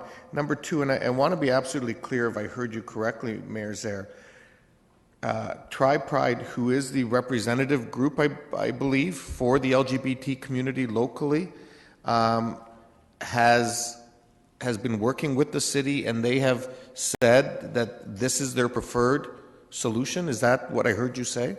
Yes, I was not personally directly involved with them, but I see Ms. Johnson nodding her head that is the case. Okay, so I guess I'm trying to understand, where, if that's what the community has identified as their preferred action.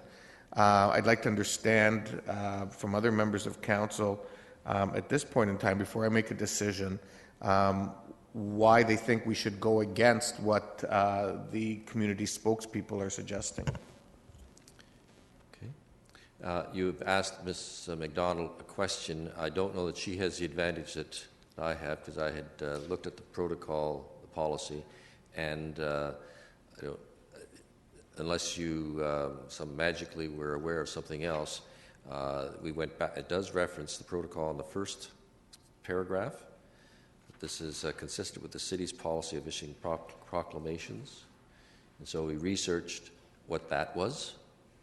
Are you aware of that, Ms. MacDonald? Because we found it in the 1995 policy when council dealt with this. And that's when the issue of the proclamations and the very issue that Councillor Urbanovich is raising. You may or may not have that information. Ms. MacDonald. Yes, through you, Your Worship. I do recall back in the 90s this issue coming up, and I do recall our division giving legal advice in this matter. I can tell you that back in the 90s, this was quite a litigious issue with a number of municipalities in the country, and so if you wish to have further information on this, I would suggest it's legal advice, and we adjourn into caucus if you feel that that's necessary as you deliberate this evening. Okay, hopefully that won't be necessary, but that is, someone could call for that. And it was, as I say, it was dealt with in May of 1995 when a report was asked for from the solicitor and advice was given, and that at that point in time was, in the meantime, that no proclamations pursuant to that policy be issued by either the mayor or council. Just as further background, I have three other speakers. Councillor Davey. Thank you, Mayor Zare. And I'm not sure we're going to go on this, but I am going to offer a potential compromise to Councillor Etherington. And I could be way off on this, but I think what Councillor Etherington is looking for is a show of support from this council, and as the suggestion for the rotunda currently stands, it's sort of a quiet behind the scenes without any action or vote. So as an alternative, and I understand it. I mean, I think when we look back in the 2014 games and in the future, and we're looking back, I think that that this is going to be one of the themes that come out of the games. So I think it is important. But as a potential compromise, even though it's not necessary, Councillor Etherington could move that we support the display in the rotunda, and then the members of council will be able to stand up and show solidarity in that way. Councillor Singh. Yes, and thank you, Mr. Mayor, for your lead up, giving the background to, how that discussion's evolved. And I think you've done a good job in explaining and outlining how, conscious and supportive that the City Hall has been to the LGBTQ community with the steps taken, especially with the allowance of the flag being displayed in the rotunda. And so this is where really I'm kind of struggling with this, especially when the community feels the necessary steps had already been taken. If we go and change our policy, which does restrict, and Councillor Verbenovich, I think, outlined a fairly extreme legal scenario, but something that we have to be very conscientious of, that it does open up us for legal challenge by something that we couldn't be proud of displaying up there. And at the same time, I think we have a moral question as well, because there are many conflicts out there in the world right now. There are numerous communities that are being persecuted, that they too would want to seek out that same type of, support, or being able to display their cause on our flagpoles. And at that point, how can we really say no to one? Where do we start then determining how one is important over the other? Because all those aspects morally would be the same for me in my mind. So that's where I struggle. I think we can take extra steps to show our solidarity and support, similar to what we are already doing, but further steps can be taken, like a resolution, as Councillor Davey has said, or even, passing a motion, a resolution, sending to any regulatory body, and, to the Olympics Committee, how we think that this type of persecution in the Olympics games is wrong. So other steps can be taken than changing our policy for one time, one basis, for one community. I think that's a wrong message. We're setting up ourselves for an issue where other requests will come forward, and it'll be difficult for us to say no. Councillor Glenn Graham.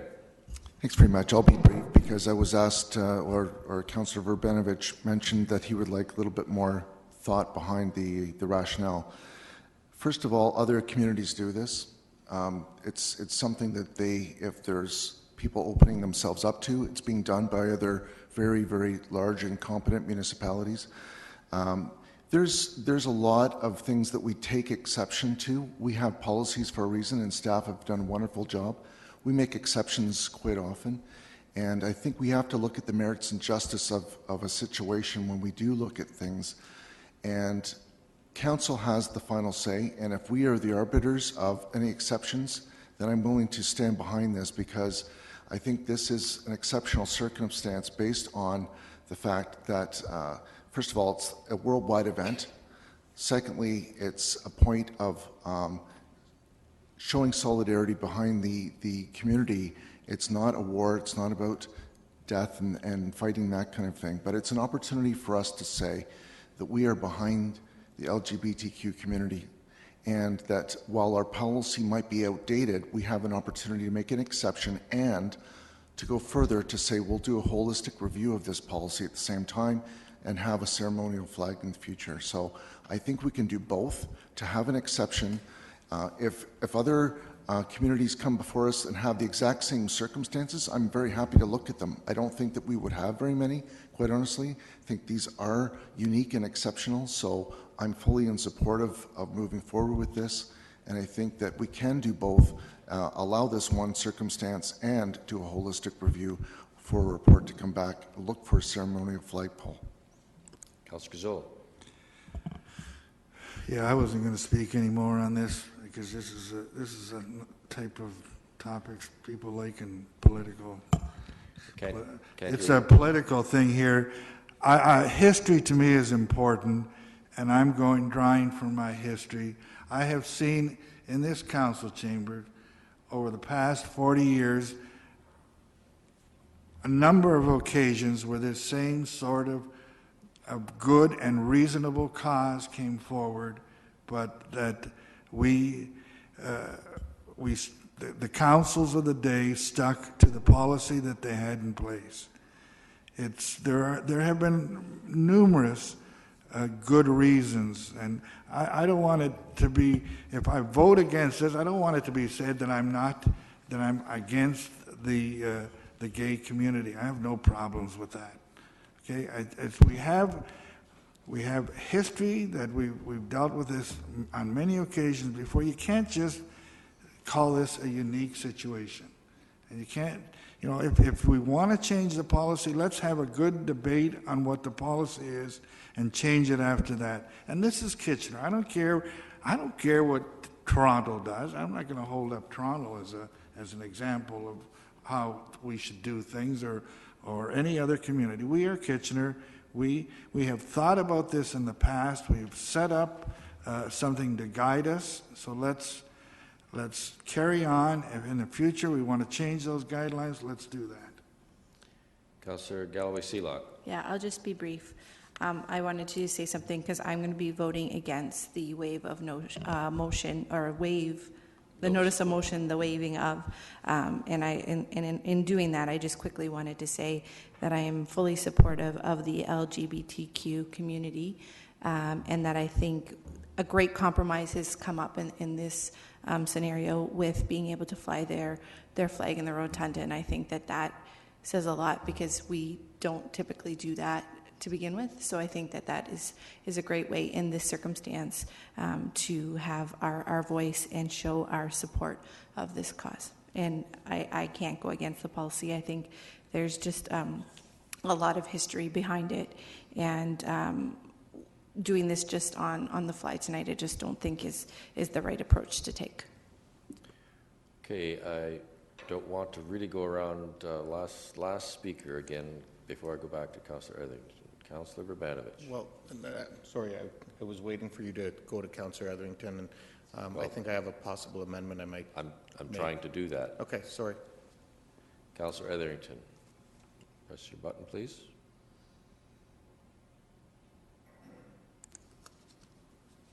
Are you planning to bring forward a motion, and perhaps you can read it to us, but then we will just have the notice of waiver. A waiver of notice, I'm sorry, first, before we actually put it onto the screen. Yeah, the motion would be as follows, Mr. Mayor.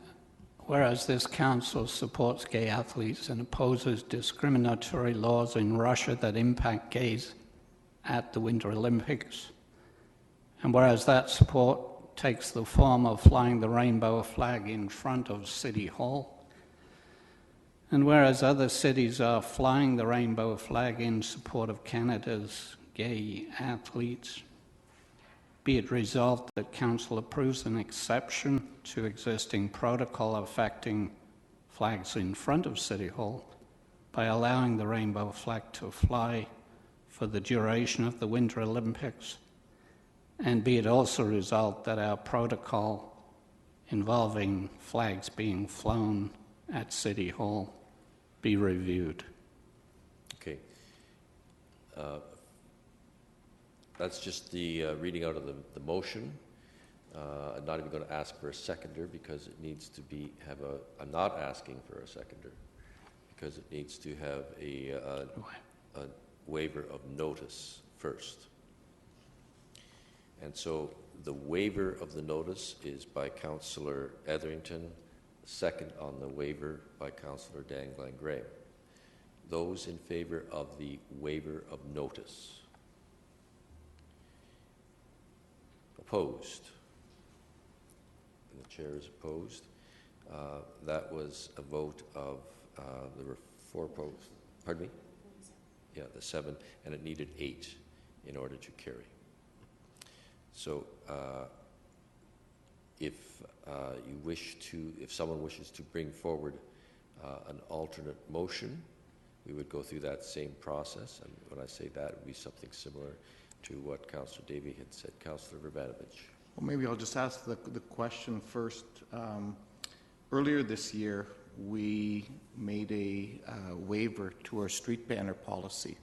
Actually, it was last year, where we put street banners in place for Blackberry, and I was supportive of that, and so was the majority of this council. Can someone remind me what that policy is, and is that something that potentially we could do? I think it gets at the spirit of what we're trying to do without, compromising the flag policy, which, obviously I would take by people's decision not to waive notice today they didn't want to do.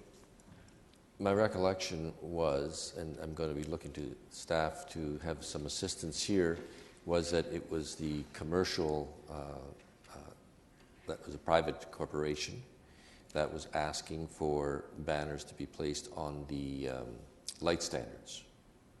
And it was the issue of whether it was not for a public purpose, but it was a private company. And if someone from staff can confirm that or add to it, Mr. Regier. That's correct. Unfortunately, I don't have either the policy in front of me or a crystal clear memory of the policy, but I do recall that the key issue in that discussion was that our current policy prohibits advertising by a private corporation on our banners, and that was the factor that had to be changed. We do allow reference to private sponsorship of events and cultural events, in particular, on our banners, but we have size limitations related to that. And in this particular case, Blackberry was interested in exceeding those size limitations. So if we, I guess my question then is, if we were inclined to suggest that we would make those banner poles in front of City Hall on King Street available, it wouldn't be it wouldn't require anything, really, from a policy point of view? Probably in relation to the size, but I don't know that.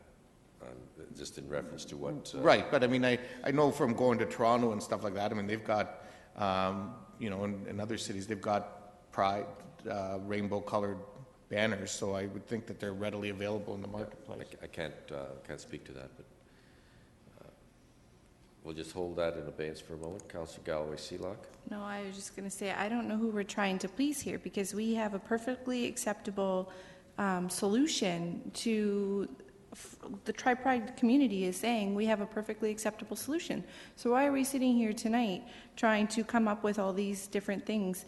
I don't think putting the flag or the colors on the posts outside or the poles outside is any different, because then we're just going to have the exact same thing we just talked about with regards to the flags. It brings the exact same scenarios into play where we're going to have every community coming and wanting to use those poles as somewhere to display their colors or their community or their support of whatever. So I don't know why we're sitting here tonight when we have a perfectly acceptable solution from our Tri-Pride community. Let's move forward on this and just continue on in our meeting.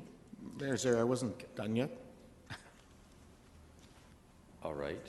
Sorry. Go ahead. No, I realized that. I didn't interrupt. I didn't realize you weren't finished, so go ahead. Sorry. So I didn't hear an answer from staff to my question, which was, would it require any sort of action from council with respect to policy, or it sounds that this would be consistent with other types of events. And that's where I said we'll come back to that. Okay. And then my last question will be, and I want to be absolutely clear on the discussions that happened with Tri-Pride. Did they agree that this was their preference with respect to what's been decided, or was flying some sort of flag externally their preference, but this was a reasonable compromise, because I think that's important. They weren't asking for anything, is my understanding. Well, I'd like to hear from staff. Yeah, and I'm actually going to them, but just Ms. Johnson and then Mr. Wilmer. Through you, Mr. Mayor, the Tri-Pride organization did not approach us to ask for flags to be flown from our poles outside of City Hall. In fact, they proposed the alternative of having a display in the rotunda, and they worked throughout today to get consensus with their group, and that's what they brought forward, and that's what they were happy with. Mr. Wilmer, would you like to add something? Only in regard to the banner policy. We don't have the policy in front of us tonight or the mechanism to grant exemptions to it, so I would caution Council against trying to write policy on the fly. I would echo Councillor Galloway's comments. We have a solution that's quite acceptable to Tri-Pride. I think we can move forward. Okay. Councillor Fernandez, I'm going to try to bring us to a resolution. Yep. I think in hearing what Laura Johnson has to say, I think we approached them. They were quite happy with what we were offering. They joined together with all of their group, and I don't understand why we're belaboring the point. I think we should be we've been accommodating.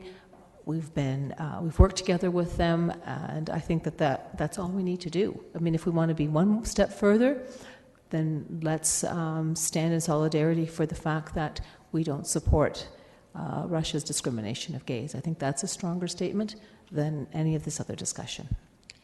Let's just be clear. Tri-Pride did not ask for the flags to be flown. I approached staff to find a way in which we could make a statement without tainting the policy. And Tri-Pride concurred with that approach and is quite happy about it in making that statement. Those are basic facts. Okay? So unless anyone else is bringing any motion forward, we will move on. Okay?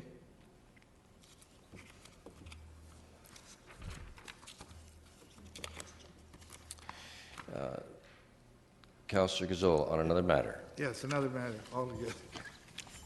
I just want to raise the question that unfortunately last week I was unable to be here to discuss the boathouse deal. And I'm really concerned at the way it was handled. There was really no indication to the public that it was going to be debated. I was surprised. I thought that I would have my opportunity a week later to have my nickel's worth. I couldn't understand why it had to be ratified 10 minutes after the decision was made. Why was there not the opportunity for a week's consideration like we do with everything else and have it ratified tonight? What was the reason that it had to be dealt with immediately after last week's meeting? I have some real concerns about that whole deal. I will mention them. I have had a big concern we started out with 5 or 6 options or bidders, and we ended up with half a bidder. We had a choice of a half or nothing. The other thing I'm concerned about is, are we getting market value for that property? I hear tonight, we were talking earlier today about some space drawing $10, $13 to $15 a square foot, and on this location, which is a tremendous location, has all the potential in the world, and we're getting $7 a square foot, going up to $10 a square foot. Are we getting our market value? That's beside the point. That has been passed and dealt with. My question remains is, why did we have to why did we have to ratify it so quickly? First of all, in terms of the timing, at the last week's agenda, was it last week or 2 weeks ago? Last week. The there was a reference on the agenda that the item may be brought forward to a council meeting in a special council notice. But can you speak to the timing, Mr. Regier?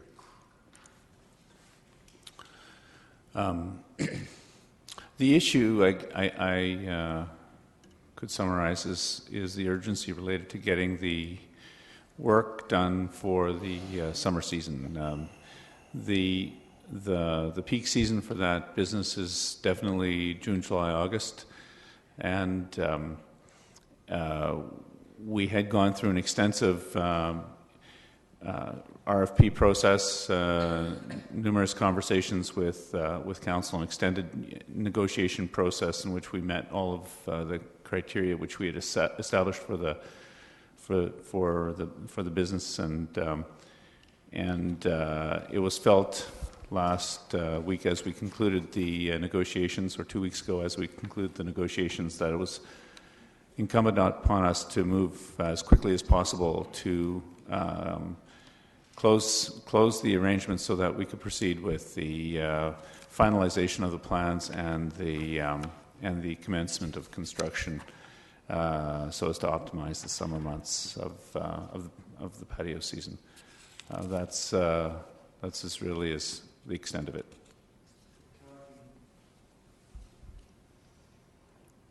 Councillor Gazzola? We're talking 7 days here, 7 days delay. I looked at the notice for the last week's council meeting. There was no indication. Council discussed that matter 3 times in caucus. The public really, and then it came back, and there was no indication on the agenda that that would be brought forward.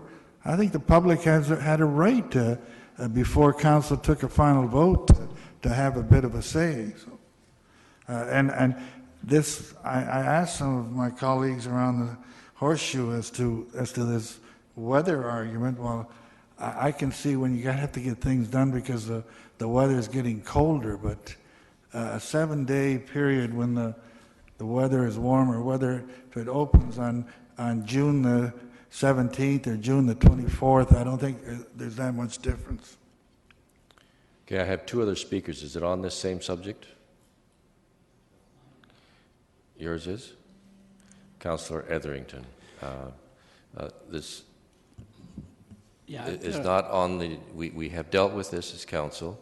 Councillor Gazzola, because he wasn't here, allowed comment to be made, but we're not here this evening to re-debate that matter. No, mine are questions, Mr. Mayor. I was going to ask you actually whether you want those questions now or during questions and answers, because I could do it either. Questions related to this item? Yeah. Well, since the item has been brought up, yes, bring it up right now. Okay. Questions to staff. My first question to Mr. Regier, I guess. We're now talking about a total $578,000 to be invested in the boathouse. That's $168,000 from the bidder, $410,000 from the city. And my question is, were the original bidders, I believe there were 6 at the time, but were the original bidders told that the city would be investing $410,000 in these renovations? Or were they told the city would just be investing the $235,000 left over from the exterior renovations, and the bidder would have to raise the remaining, by my math, $343,000? So my question relates to whether everyone was told the same about the city investment. Mr. Regier. Through you, Mayor's Heir, yes, everybody was told the same about the project. The RFP documents went out the same to everyone. we were very careful to make sure that any amendments to the RFP process and clarifications to the RFP in relation to questions that came forward from various bidders throughout the process were distributed equally to everyone. From the outset, the process required that the bidders present a proposal to the city, a financial proposal in which they outlined the investment requirements, and each of the bidders in the final round understood that they had the freedom to suggest and were being requested to suggest the total investment program to bring the building to a standard which they could operate successfully.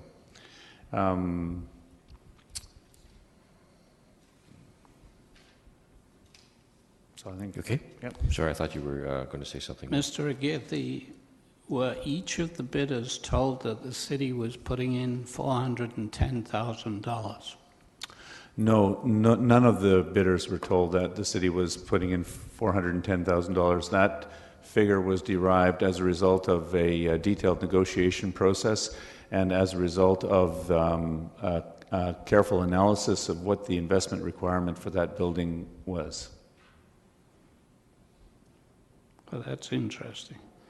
Now that council has agreed to invest the $410,000 in the boathouse renovations, can someone tell me if any of that work, because I'm getting calls, will any of that work done at the boathouse be tendered by the city? Mr. Aguirre? The process that we're using is to have the proponent tender the work. The rationale for that, and this was outlined in the RFP process, which was approved by council.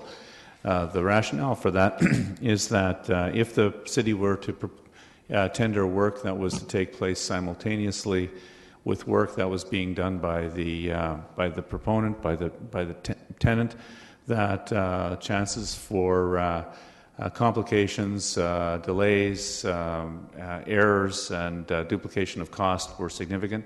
So the most efficient way to proceed was to have a single contractor on site, which was executing work that we all agreed to, the City of Kitchener and the tenant, and that the city would fund its work as the work was being completed. So there would be no tenders? The proponent, the tenant, is responsible for the tenders, and we are, and they are required to deliver contractors and pricing that is satisfactory to the City of Kitchener. Okay. And my final question, Mr. Aguirre, has the lease been signed? I actually haven't consulted with our legal department this week on that, and so I can't tell you. No? To the lawyers? Oh, we don't know. Ms. McDonald says she does not know. It's not her file. Okay. Okay. Thank you. Thank you. Different matter, Councillor Langrave? Are we at questions and answers? Yes. Or? Okay. Yes, we are. Great. So just a very quick question about narrow streets and snow removal. Pandora Avenue has a narrow street because of an additional median in the middle. And so I was wondering if there's any other streets that are like that. This is getting a no parking from January to March 31st sign that will address the issue. But I was wondering if the city has any other streets like this, and perhaps a report can be brought back to us in the future. Just because we want to be proactive and treat similar streets similarly, I think it would be helpful to know that, because it is a concern when we do have an extraordinary snow event like we've had.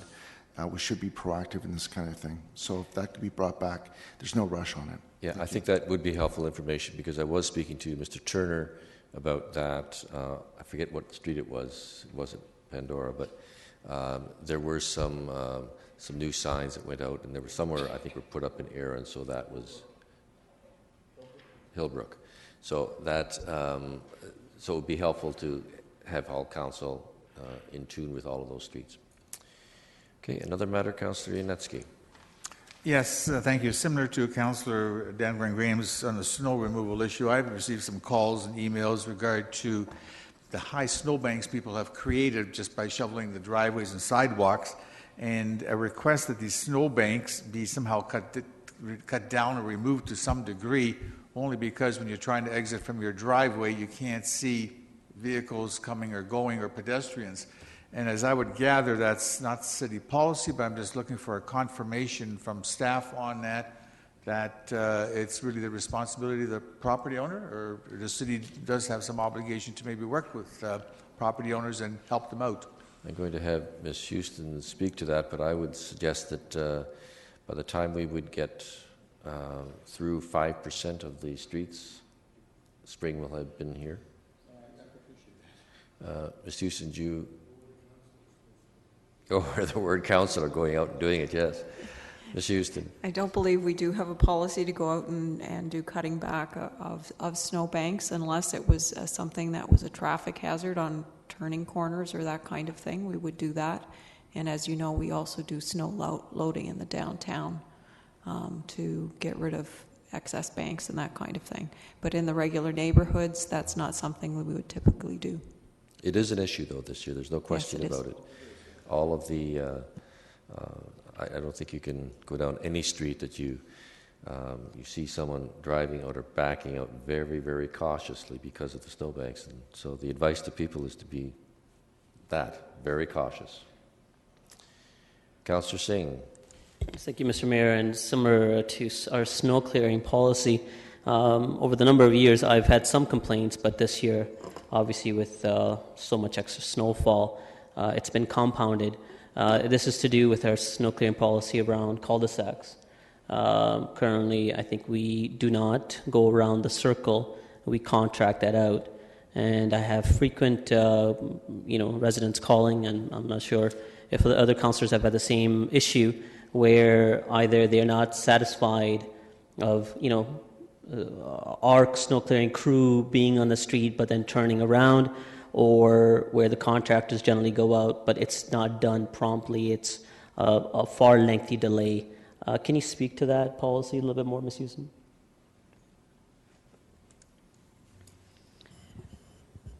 You're correct that we do use contractors to blow out the circle of the cul-de-sac, and the snow plows clear out the straightaway. We have, in the last few weeks in particular, tried to synchronize the timing of those two things happening a little bit better, in that we've asked the contractors to start their process at 9 o'clock in the evening, and then we have our snow plows start their process at 2 or 3 in the morning. Of course, their schedules are not exactly the same, and the routes are not exactly the same, so we can't synchronize it exactly, but I think that will result in a better outcome than before, the way we had the scheduling done. In terms of the snow that's in the cul-de-sac, when the snowplow is trying to do the straightaway, they do plow the snow into the bulb of the cul-de-sac, so there's not a drift or snowbank left in the middle of the street, and then we can clear the bulb. And that was my concern, that perhaps maybe there's not sufficient oversight. That does happen at times. The residents have called saying it is the fact. And do we have a protocol of overseeing some of this work as well, that we contract out, just to ensure that we're getting the value for our money that we're giving out, so that the work is being done? Especially when residents are calling 2 days after a snow event, and it's still not cleared. Yes, we do. We do have road patrols that do go out on a regular basis, and when there are complaints, we do follow up on them as well. Okay, well, I'm glad to hear that certain changes have already been implemented, but I can discuss further offline. Okay. Councillor Rabanovich. Thank you very much. I just wanted to follow up on the questions that were happening earlier about the knocking down of the snow piles. And I actually had a complaint today, late today, and I haven't had an opportunity because it was after hours to follow up with staff. But apparently we were on a street in my ward knocking down some snow piles. I think it's because it's a school drop-off zone, and that may have been the rationale why we were doing it. But in doing it, I guess our our staff were knocking the piles down into people's driveways. And that obviously, when you take, clumped up hard snow and ice, is very difficult for people to deal with. And so I'm just trying to understand if in fact, if we are doing it, and you said earlier that you didn't think so, but it seems that we are, is there not a way of doing it without creating this difficult situation for residents? I think we absolutely have to do that, and I'm sure that Ms. Houston will take that back first thing in the morning. Maybe even send an email tonight yet. Okay. Councillor Glenn Graham. Sorry, I forgot to mention this. The issue of sandboxes has arisen, and if we could have some report, there's no rush again on this, but there's been some questions about the placement or removal of these. I've tried to get an understanding, and I haven't gotten a comprehensive one. So if we could have some discussion or report on why they're placed where they are or why they're removed, that would be helpful.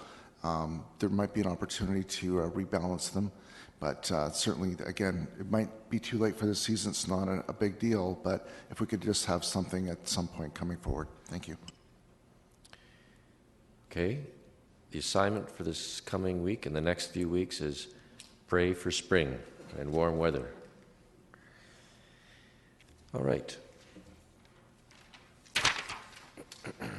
It's been moved by Councillor Fernandez, seconded by Councillor Singh, that the bylaws be read first time.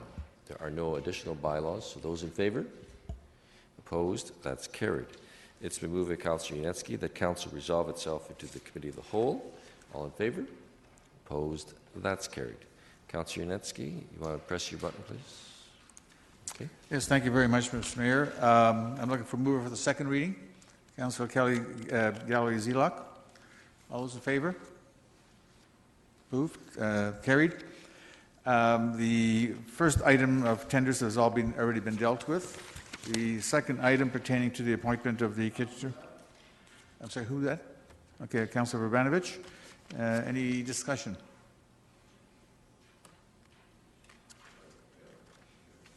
Councillor Fernandez. Thank you.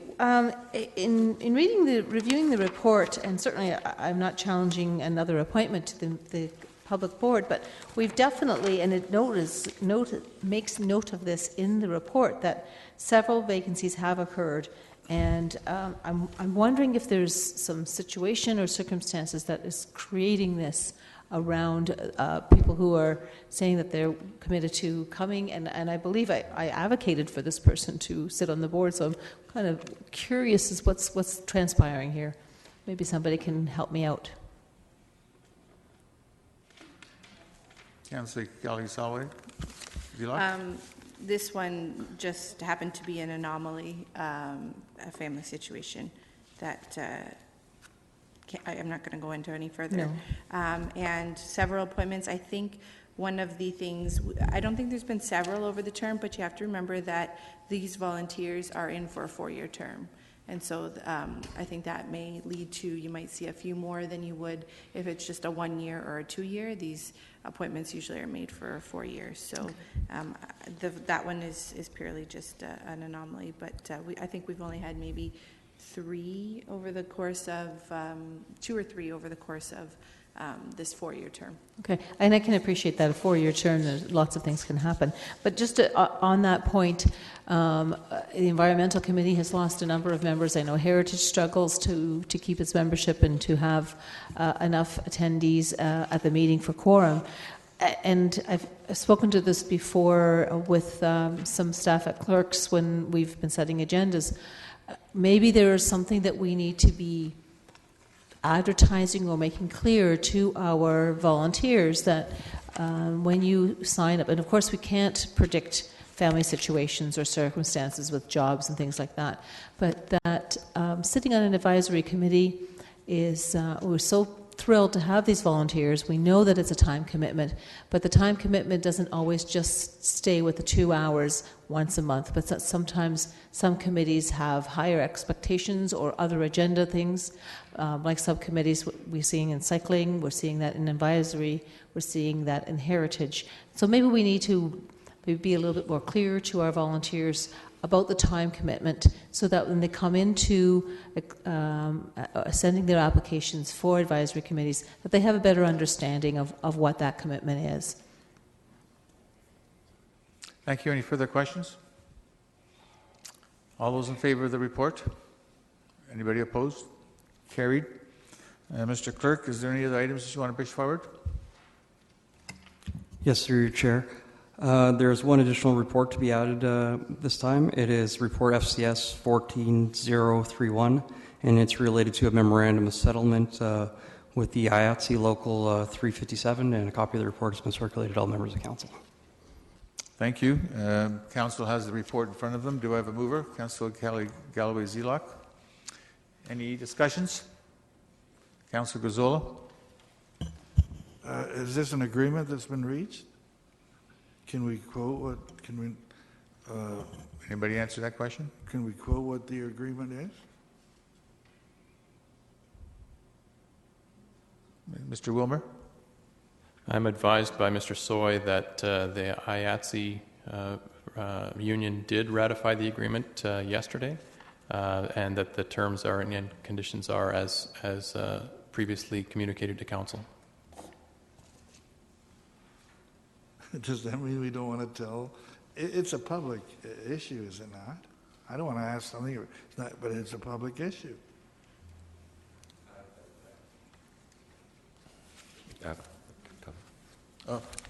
Mr. Mayor? I believe Councillor Gazzola is correct. It's just not in this report that once it's ratified, that the terms and conditions are normally given. So I think that should be sent out to council. I don't know that anyone has them specifically here. They were certainly favorable.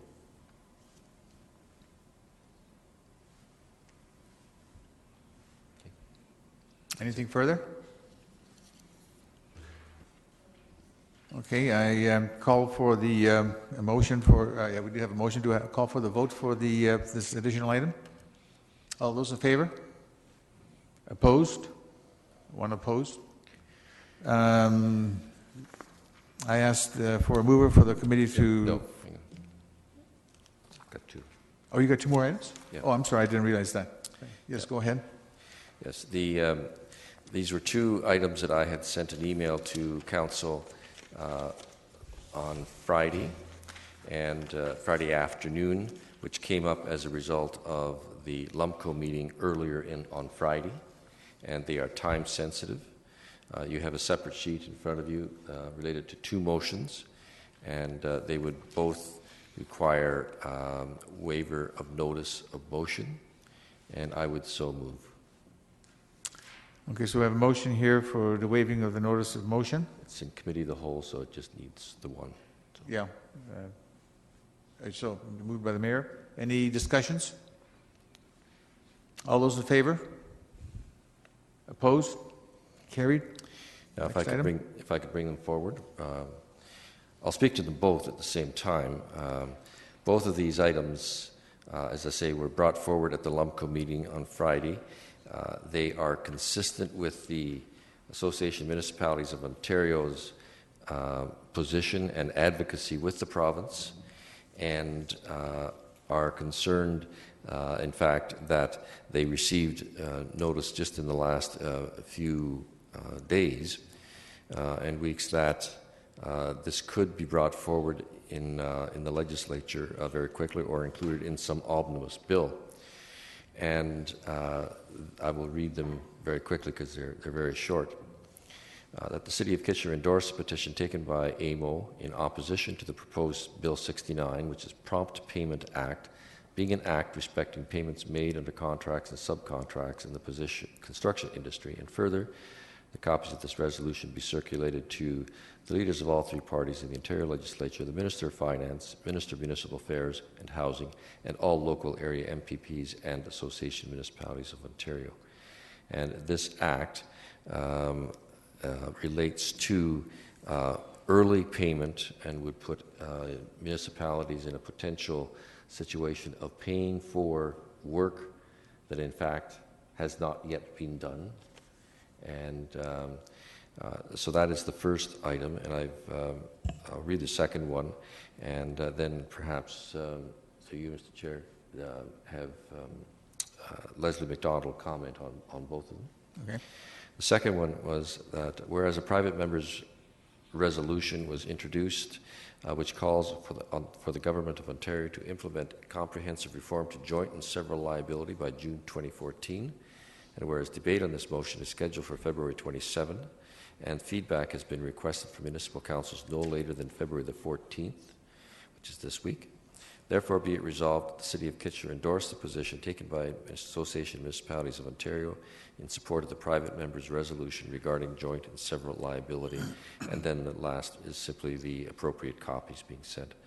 So I would move both of those. We'll have to take them perhaps separately. I don't know, but Ms. McDonald could perhaps provide some additional information. Okay, Ms. McDonald?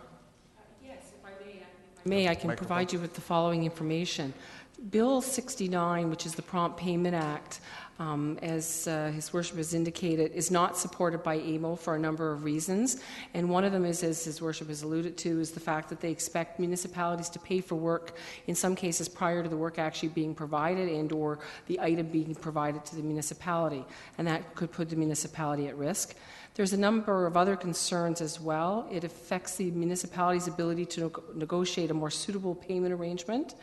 It also creates very short timelines to make payments under certain situations, and it would not allow the municipality to do proper due diligence to ensure that the work was performed properly and to ensure that the certification of payments has been made. And it also removes municipalities the ability to impose certain financial costs to secure performance of the contracts. So those are some of the concerns of AMO and the reason why AMO is not supporting it. With regard to the private members bill relating to the comprehensive reform to joint and several liability, that's been an issue for municipalities for a number of years, and we've lobbied different times to try and get changes to the legislation. As it sits right now, municipalities are jointly and several liable when we are involved in a lawsuit with other players, and even if we're found to only be 1% responsible, if there's not enough insurance to cover the entire claim, the municipality's insurance kicks in and is responsible for that particular matter. And so it's quite a significant liability to municipalities and requires excess insurance on the part of municipalities and increased insurance costs on a regular basis. So there's a number of modifications being proposed through this private members bill. The modifications are a starting point, and the two that are being proposed are a modified version of proportionate liability that would apply where the plaintiff is contributory negligent, and the other is putting a limit on the awards to limit the municipality's exposure to 2 times the proportion of damages. They're not the perfect solution, but they're a stepping stone to try and address the huge inequity for municipalities. Thank you. Any questions or discussion? Councillor Gazzola. Councillor Gazzola? Yeah, I had some questions, but a lot of it has been answered. I was familiar with the insurance resolution, and it's been a problem for many years. Do we know, is the member that's bringing this forward a member of the ruling party, or I'm just wondering what the chances of it is. I don't know which party he is with. It's Perth Wellington. I'm going to guess it's PC, but I'm not sure. It's provincial. Okay. The other, the first resolution is the government, is the government bringing that forward, or again is it? If I may, the joint and several, I believe, has. I was going to say it has all party support, but I'm not sure if I'm confusing the issues. I believe it has. No, I didn't think it had because they've tried it, but no, it's the first resolution that you have here. Pardon me? The first resolution that you're bringing forward. Yes. On the prompt payment. Oh, you're saying that has the support of all the parties? That's one I don't know. Oh. I just don't quite understand what it is, but I'm prepared to support it. if AMO's asking us to do that. Yeah, this is an urgent situation. It puts municipalities behind the 8 ball, and this is being brought forward by essentially the construction industry. And so you can figure out the pros and the cons of that. That answers my question. Any other questions? Councillor Scott Davey. Thank you, through you, Chair. 2 questions actually on the joint and several liability. Very happy to see this before us. If I heard you correctly, Ms. McDonald, you said that the legislation would, the bill being brought forward would limit us to 2 times. So if we were found 1% liable, we would be capped at 2% versus right now we could be 100%. Is that? Just hang on a second.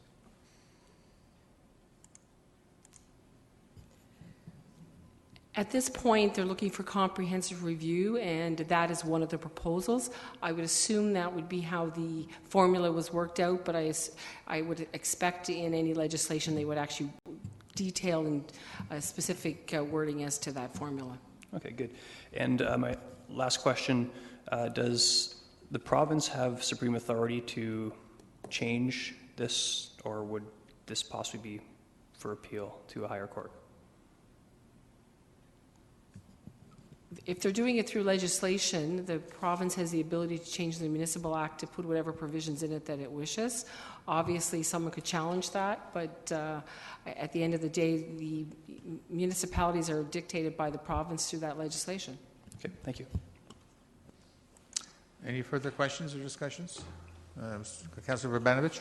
Well, just very quickly, I will support both of them, particularly the second one, which deals with joint and several liability. I mean, this is an issue that municipalities have been fighting for a long, long time, and it's one that, quite frankly, needs to be corrected. I mean, it's unreasonable to assume that municipalities should be the deep pockets to deal with these issues, and we see. We go back in history, we can see countless examples where a municipality has been, 1% perhaps at fault and has had to pay significantly more than that in an issue, and it's not, quite frankly, it's not reasonable or fair to put taxpayers in that burden. Any further questions or discussions? Okay, I call for okay, all those in favor of the motion? Opposed? Carried unanimously. I ask for a mover for the committee to rise and report. Councillor Kelly Galloway-Zelok. All those in favor? Opposed? Carried. Back to you, Mayor. And it's been moved by Councillor Yaneski, seconded by Councillor Fernandez, that the proceedings record pecuniary interest and conflicts taken in the meeting, the Committee of the Whole, be approved. Those in favor? Opposed? That's carried. And it's been moved by Councillor Fernandez, seconded by Councillor Singh, that the bylaws be read a 3rd time. Those in favor? Opposed? That's carried. And it's been moved by Councillor Davey that we adjourn.